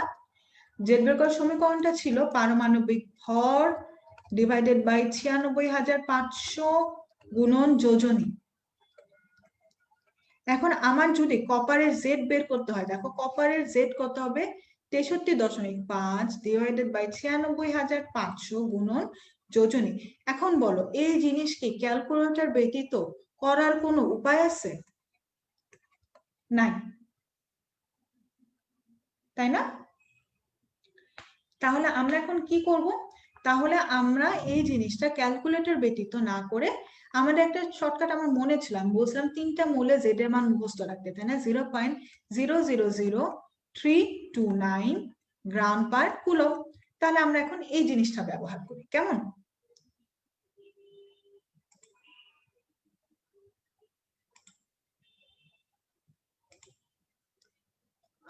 কোথায় গেল আগে যা যা লিখছিলাম? চলে গেছে। আচ্ছা আমি আবার লিখতেছি, W is equal to ZIT ছিল, I ছিল 5 অ্যাম্পিয়ার বিদ্যুৎ, টি ছিল 60 গুণন 60, 60 মিনিট সেকেন্ডে করছিলাম। আমি জেড এর জন্য গেছিলাম, জেড এর মানে নিলাম সরাসরি 0.000329। যেহেতু দশমিকের পরে অনেক কিছু আছে, আমি দশমিকের পরে শুধুমাত্র 4 ঘর নিলাম, 0.0003, ঠিক আছে, গুণন 5 গুণন 60 গুণন 60। খেয়াল করো আপুরা, যত আমি কত ছোট ছোট করলাম, কত কিছু বাদ দিলাম, কত টেকনিক ইউজ করলাম, তারপরও ম্যাথটা কত বড় হয়ে গেল। পরীক্ষার হলে কেউ যদি এই ম্যাথটা করতে চায় তাহলে সে পাগল হয়ে যাবে না? সে নিজে এই ম্যাথ পারবে কি পারবে না এটা তো আমি জানি না, সে পরের প্রশ্নগুলোতে যে ঝামেলা করবে এটা আমি গ্যারান্টি দিয়ে বলতে পারি। এই কারণে পরীক্ষার হলে এরকম ম্যাথ চলে আসতে পারে, কারণ এটা যেহেতু একবার মেডিকেল অ্যাডমিশনে আসছে, কোনো টিচার যদি না জানে যে এই ম্যাথটা কিভাবে করে দিয়ে দিল, এই ক্যাটাগরি একটা ম্যাথ দিয়ে দিল, তখন তোমরা করবা কি, বলবা আল্লাহ হাফেজ, আমি সবগুলো আগে দেখি তারপর আমি আপনার কাছে আসতেছি, আপনার কাছে আমি এখন আর ধরা দিব না, আপনার দিকে যে আমি সবগুলো তো 12টা বাজাবো না, তাই না? তারপরও আমরা একটু শিখে রাখি, যেহেতু একবার আসছিল। দেখো 0.003560, আমি কেন দুইটা শূন্য কাটাকাটি করি নাই? কারণ দেখো 5-এর সাথে 6 গুণ করলে কি হয়, 5 × 30, তাই না? শূন্য, আমার যত শূন্য আমার কিন্তু তত সুবিধা, এই কারণে আমি তখন হচ্ছে এটা বের করে 3600 বানাই, যেহেতু আমার কাছে 5 ছিল। ঠিক আছে, এখানে দেখো 000, 3টা জিরোর জন্য 0.3 ঘর বামে সরবে, 3 গুণন 3 গুণন 6, আলটিমেট আমার আসলে এই জিনিসটা। ঠিক আছে,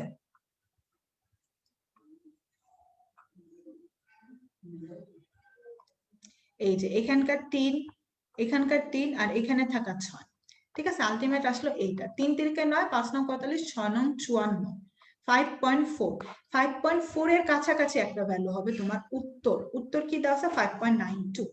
ঠিক আছে, কিন্তু আমি যেহেতু দেখো তোমার বলতে পারো আপু আপনার এক্সাক্ট ভ্যালু আসলো না কেন, এই যে আমি এই যে 29টা যে বাদ দিছি, আমি 29টা বাদ দিছি দেখি আমি জিনিসটা মুখে মুখে করতে পারছি। আপু আমি 29 যদি নিতাম, যদি এটা হতো 0.329 গুণন 3 গুণন 6, আমি এটা মুখে মুখে করতে পারতাম।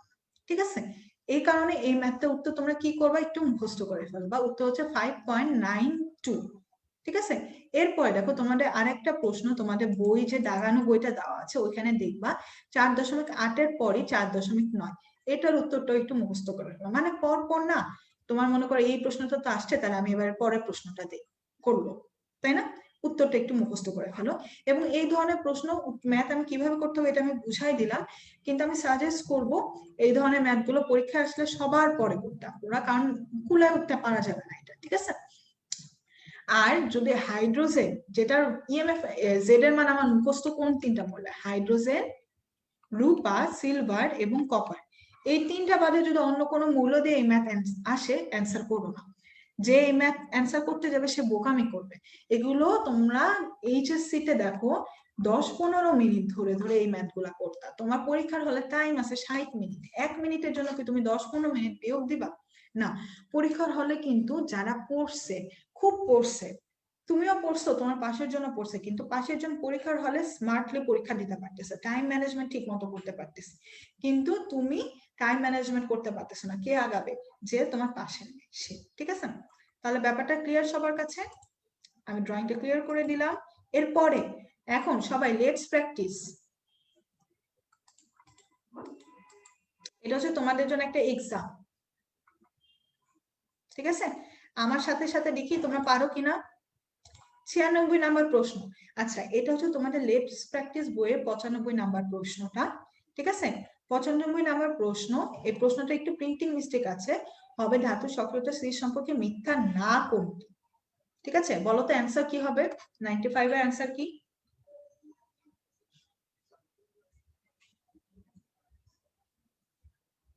আচ্ছা, ওই টাইপের ম্যাথের ক্ষেত্রে কম্পেনিয়ন বুকে যে ম্যাথ গুলো দেওয়া আছে সেগুলো আসলে অনুশীলনী প্রশ্ন যেগুলো ছিল সেই প্রশ্নগুলো দিয়ে দেওয়া হয়েছে।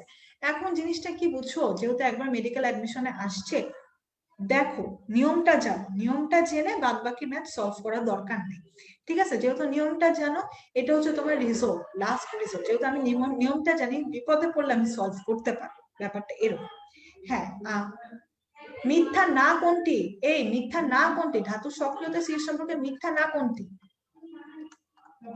এ অ্যান্সার কেন হবে? 95 এর অ্যান্সার কেন এ?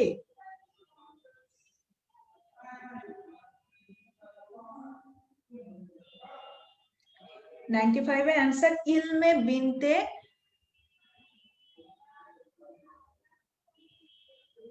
অ্যান্সার 95 এর। আচ্ছা, তোমরা সবাই ভুল করছো, আমি বুঝাই দিই। দেখো, নিচের কোনটি মিথ্যা না আমার বের করতে হবে, তার মানে কি কোনটি সত্যি, তাই না? খেয়াল করো, 1 নাম্বার ধাতুর আয়ন সমূহ, সরি অ্যান্সার এ, আমি কনফিউজ হয়ে গেছিলাম। ভেরি গুড, অ্যান্সার এ। আমি সরি আপুরা যে অ্যান্সার এ দিছো, তোমরা সবাই ঠিক অ্যান্সার দিছো।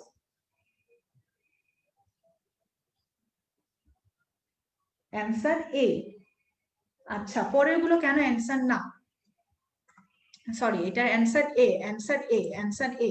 আমি বারবার বলে দিচ্ছি, এটার অ্যান্সার এ। থ্যাংক ইউ যারা রাইট অ্যান্সার দিয়েছো। এরপর দেখো বি কেন অ্যান্সার না, কারণ আমরা জানি যার বিজারণ বিভবের মান বেশি সে তত দুর্বল বিজারক। সি কেন অ্যান্সার না, উপর থেকে নিচে জারণ বিভবের মান কি হয়?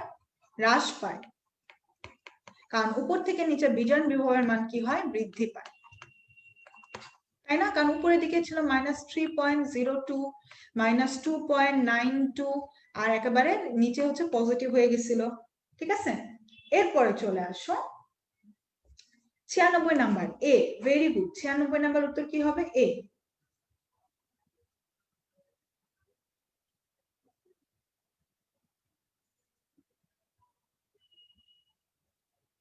আহারে মোহাম্মদ মোমেন মুন্সি, সরি ভাইয়া, অ্যান্সার এ, ঠিক আছে? অ্যান্সার এ।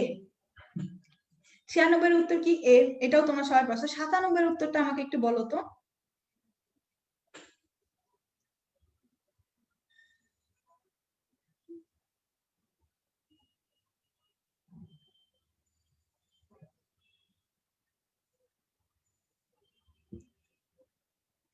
সাতানব্বই এর উত্তর এ। হ্যাঁ, ভেরি গুড, 97 এর উত্তরও তোমার এ হবে। কারণ খেয়াল করো, আমাকে কি বলছে? জারণ বিভব বলছে। লিথিয়ামের বিজারণ বিভবের মান সব থেকে কম, এটা আমরা জানি, তাই না? বিজারণ বিভবের মান লিথিয়ামের সব থেকে কম, তার মানে তার জারণ বিভবের মান সব থেকে বেশি। এই যে দেখো, বড় থেকে ছোট হচ্ছে, তাই না? এই কারণে এইটা হচ্ছে তোমার কারেক্ট অ্যান্সার। বাদ বাকিতে দেখো লিথিয়াম মাঝখানে, লিথিয়াম মাঝখানে, এখানে কপার আগে, তাই না? এই কারণে এটা ভুল। ভেরি গুড, 97ও দেখি তোমরা সবাই পারতেছো। তোমরা তো সবাই ইনশাল্লাহ সব পারবা তাহলে এই চ্যাপ্টার থেকে। এরপর দেখো 98 নাম্বার অ্যান্সার কি হবে? ভেরি গুড, 98 অ্যান্সার হবে সি, অর্থাৎ প্রমাণ হাইড্রোজেন তড়িৎদ্বার, তাই না? গুড।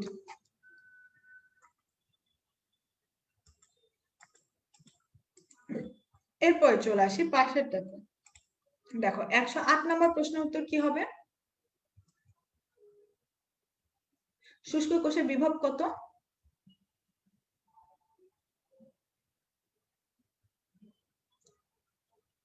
হ্যাঁ, ভেরি গুড, শুষ্ক কোষের বিভব 1.5। ওই যে ফুয়াদ, পাগলা ফুয়াদ গাড়ি ড্রাইভ করছিল, ড্রাইভ করে পাবলা ফুয়াদ ড্রাইভ করে করে করে 3 নাম্বার ছিল, drive dry sell dry 2 number 1.5, ঠিক আছে। এরপর দেখো লেড অ্যাসিড কার ব্যাটারি কোষ বিভব কত, দেখো অপশনে 12 নাই, তাহলে আমার ওটা নিয়ে টেনশনও করার দরকার নেই, ঠিক আছে। করে 2, তাই না, 109 অ্যান্সার হচ্ছে সি, ভেরি গুড। 110 এর অ্যান্সার কি দেখো, আমি তোমাদেরকে দাগাই দিলাম। কিসের কিসের উপর নির্ভর করে, ধাতুর প্রকৃতি, তাপমাত্রা এবং আয়নের ঘনমাত্রা, নির্ভর করে না কিসের উপরে, চাপের উপরে, অ্যান্সার হবে এটা। এরপরে চলে আসি এই যে ব্যবহার, লেড ব্যাটারির অসুবিধা কোনটি, 161 অ্যান্সার কি হবে দেখো,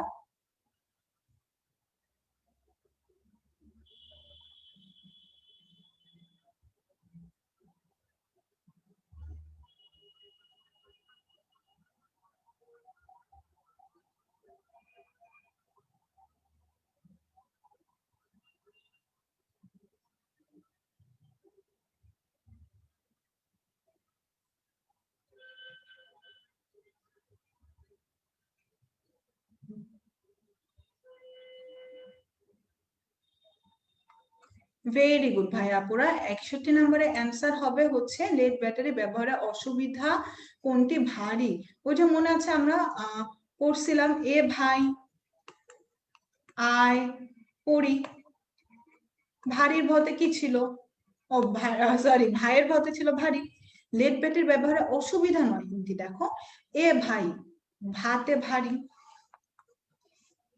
ইতে দেখো ইলেকট্রোলাইটের ইমব্যালেন্স ভারসাম্যহীনতা, পতে দেখো পরিবেশ দূষণ। খেয়াল করো দাহ্য কথাটা কিভাবে ছিল, বলা হয়েছিল রিচার্জের সময়ে দাহ্য হাইড্রোজেন নির্গত হয়, তাই না, নিজে দাহ্য ছিল না, সে একটা দাহ্য হাইড্রোজেন গ্যাস নির্গত করতেছিল, ঠিক আছে। এই কারণে এটাকে আমরা বলবো দাহ্য। কেমন দাহ্য, এটা ভুল উত্তর, ঠিক আছে। সে নিজে দাহ্য ছিল না, যে দাহ্য সে সবসময় জলে, সে একটা দাহ্য গ্যাস নির্গত করতেছিল।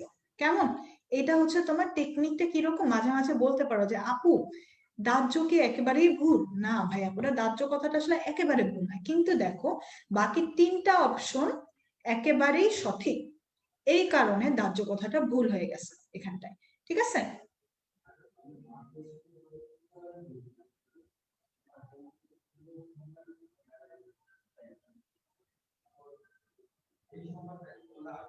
ওকে, এখন আমি জানি না তোমাদের মধ্যে কে ছিল, গতকালকে কেউ একজন আমাকে বুঝছো ফোন করছিল, ফোন করে আমাকে একটা প্রশ্ন জিজ্ঞাসা করছিল, আমি তখন হচ্ছে মেডিকোতে আসতেছিলাম বুঝছো, এই কারণে যেটা হয়েছে আমি ফোনটা ঠিক মতো অ্যান্সার করতে পারি নাই।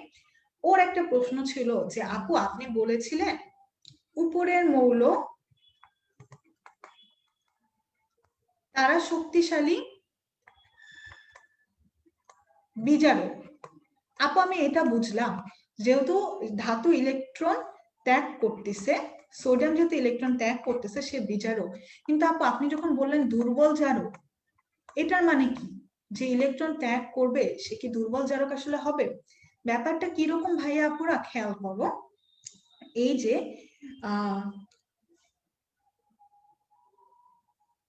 আপু যে অ্যান্সার ঢেকে দিচ্ছে বোঝা যাচ্ছে, আচ্ছা এরপরে ক্লাসে আরো সুন্দর করে বলবো, ঠিক আছে। এরপরে দেখো এটা কি হচ্ছে, উপর শক্তিশালী বিজারক দুর্বল জারক কেন, মনে করো তুমি যখন একটা তড়িৎ কোষ নাও, এই যে মনে করো আমরা কি পড়ছিলাম, ওই যে গ্যালভানিক সেলে অ্যানোড কে ছিল জিঙ্ক আর ক্যাথোড কে ছিল কপার, দুইটাই কিন্তু ধাতু, কিন্তু দুইটা ধাতু হওয়ার পরও একটা জারণ তড়িৎদ্বার আর একটা হচ্ছে বিজারণ তড়িৎদ্বার, তার মানে একটাতে জারণ হচ্ছে আর একটাতে বিজারণ হচ্ছে। এই যে একটা আরেকটা থেকে বেশি শক্তিশালী কিংবা কে জারক কে বিজারক, এটা আসলে নির্ভর করবে, এটা না আমিও জানি না আমার ফোন নাম্বার কিভাবে পাইলো সে, সে এই যে একটা আরেকটার সাথে নির্ভর করবে, এটা আসলে নির্ভর করতেছে কম্পারিজনের উপরে, ঠিক আছে। মনে করো জিঙ্ক আর কপার যখন আমি নিচ্ছি, জিঙ্ক তখন অ্যানোড, ঠিক আছে, কিন্তু এই কারণে হচ্ছে কপার তখন বিজারক, ধাতু হওয়া সত্ত্বেও সে বিজারক, কারণ তার থেকে একজন শক্তিশালী লোক আছে। মনে করো তুমি খুব পণ্ডিতি করতেছো, এই সেই হ্যান ত্যান, খুব মেলা পণ্ডিত তুমি, তোমার থেকে বড় পণ্ডিত যখন আসে তখন তুমি কি বলো, ঠিক আছে আপনি বড় পণ্ডিত আপনি থাকেন আমি গেলাম, জিনিসটা এরকম, ঠিক আছে? যেরকম যে এখানটায় যদি কপার না থেকে লিথিয়াম থাকতো তখন কিন্তু জিনিসটা জাস্ট উল্টায় যেত, তাই না? তখন লিথিয়াম কাজ করতো বিজারক হিসাবে আর এই জিঙ্ক কাজ করতো জারক হিসাবে, অর্থাৎ ক্যাথোড হিসাবে। বুঝছো? এই জিনিসগুলো আসলে নির্ভর করতেছে তোমার অবস্থার উপরে, অবস্থার উপর ভিত্তি করে এই ব্যাপারগুলো হবে। কেমন?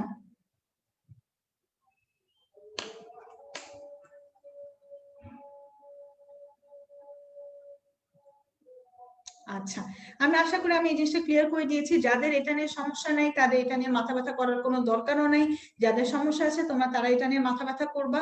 আমার ক্লাস লেকচার আজকে শেষ, ঠিক আছে? আর এইখানে আমি যেটা তোমাদেরকে একটু বলতে চাচ্ছিলাম,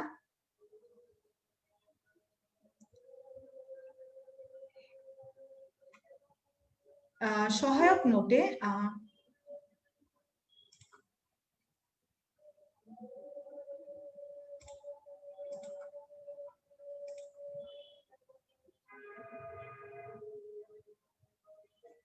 সহায়ক নোটে কিছু প্রশ্নে কিছু ছোট ভুল আছে, ঠিক আছে? এগুলো আমি কারেকশন করে তোমাদেরকে গতকালকে যে সলভ ক্লাসটা নিয়েছিলাম, সলভ ক্লাসে দা এন্ড এর আগের স্লাইডে দেখবা 95, 105, 106, 187 তিনটা প্রশ্নে আমি কারেকশনটা দিয়ে দিয়েছি। তোমরা কাইন্ডলি কারেকশনটা একটু দেখে নিও, ঠিক আছে? সলভ করার আগে একটু কষ্ট করে কারেকশন গুলা দেখে নিও। গতকালকে যে পিডিএফটা আছে সেই পিডিএফ এ শেষ স্লাইডে তোমার কারেকশন গুলো রয়েছে। কেমন? আচ্ছা, এখন তোমাদের আর কারোর কোনো কনফিউশন আছে কিনা? থাকলে জানাও। আমাদের লেকচারটা শেষ, আশা করি মোটামুটি আমি তোমাদেরকে সব কনফিউশন ক্লিয়ার করে দিতে পেরেছি। ডেল এক্সামের নাম্বার আমি দেখলাম তোমাদের সবার নাম্বার বেশ ভালো আসছে, এটা খুবই ভালো সাইন। কালকের এক্সামে আশা করি নাম্বার ভালো আসবে এবং কালকে সফট ক্লাসে ইনশাআল্লাহ আবার দেখা হবে। কারো কি কোনো সমস্যা আছে কিনা একটু জানাও।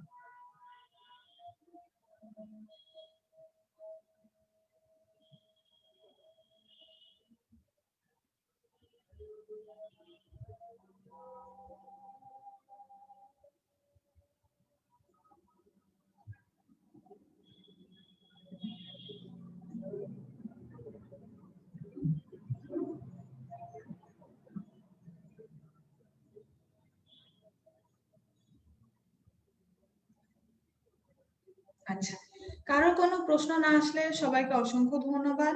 আজকের ক্লাসটি আমি এখানেই শেষ করে দিচ্ছি, ঠিক আছে? আর কারো যদি কোনো সমস্যা থাকে কমেন্ট বক্সে কমেন্ট করতে পারো, আমাদের টিচাররা থাকবে, তারা রিপ্লাই করবে, ঠিক আছে? সবাইকে থ্যাংক ইউ।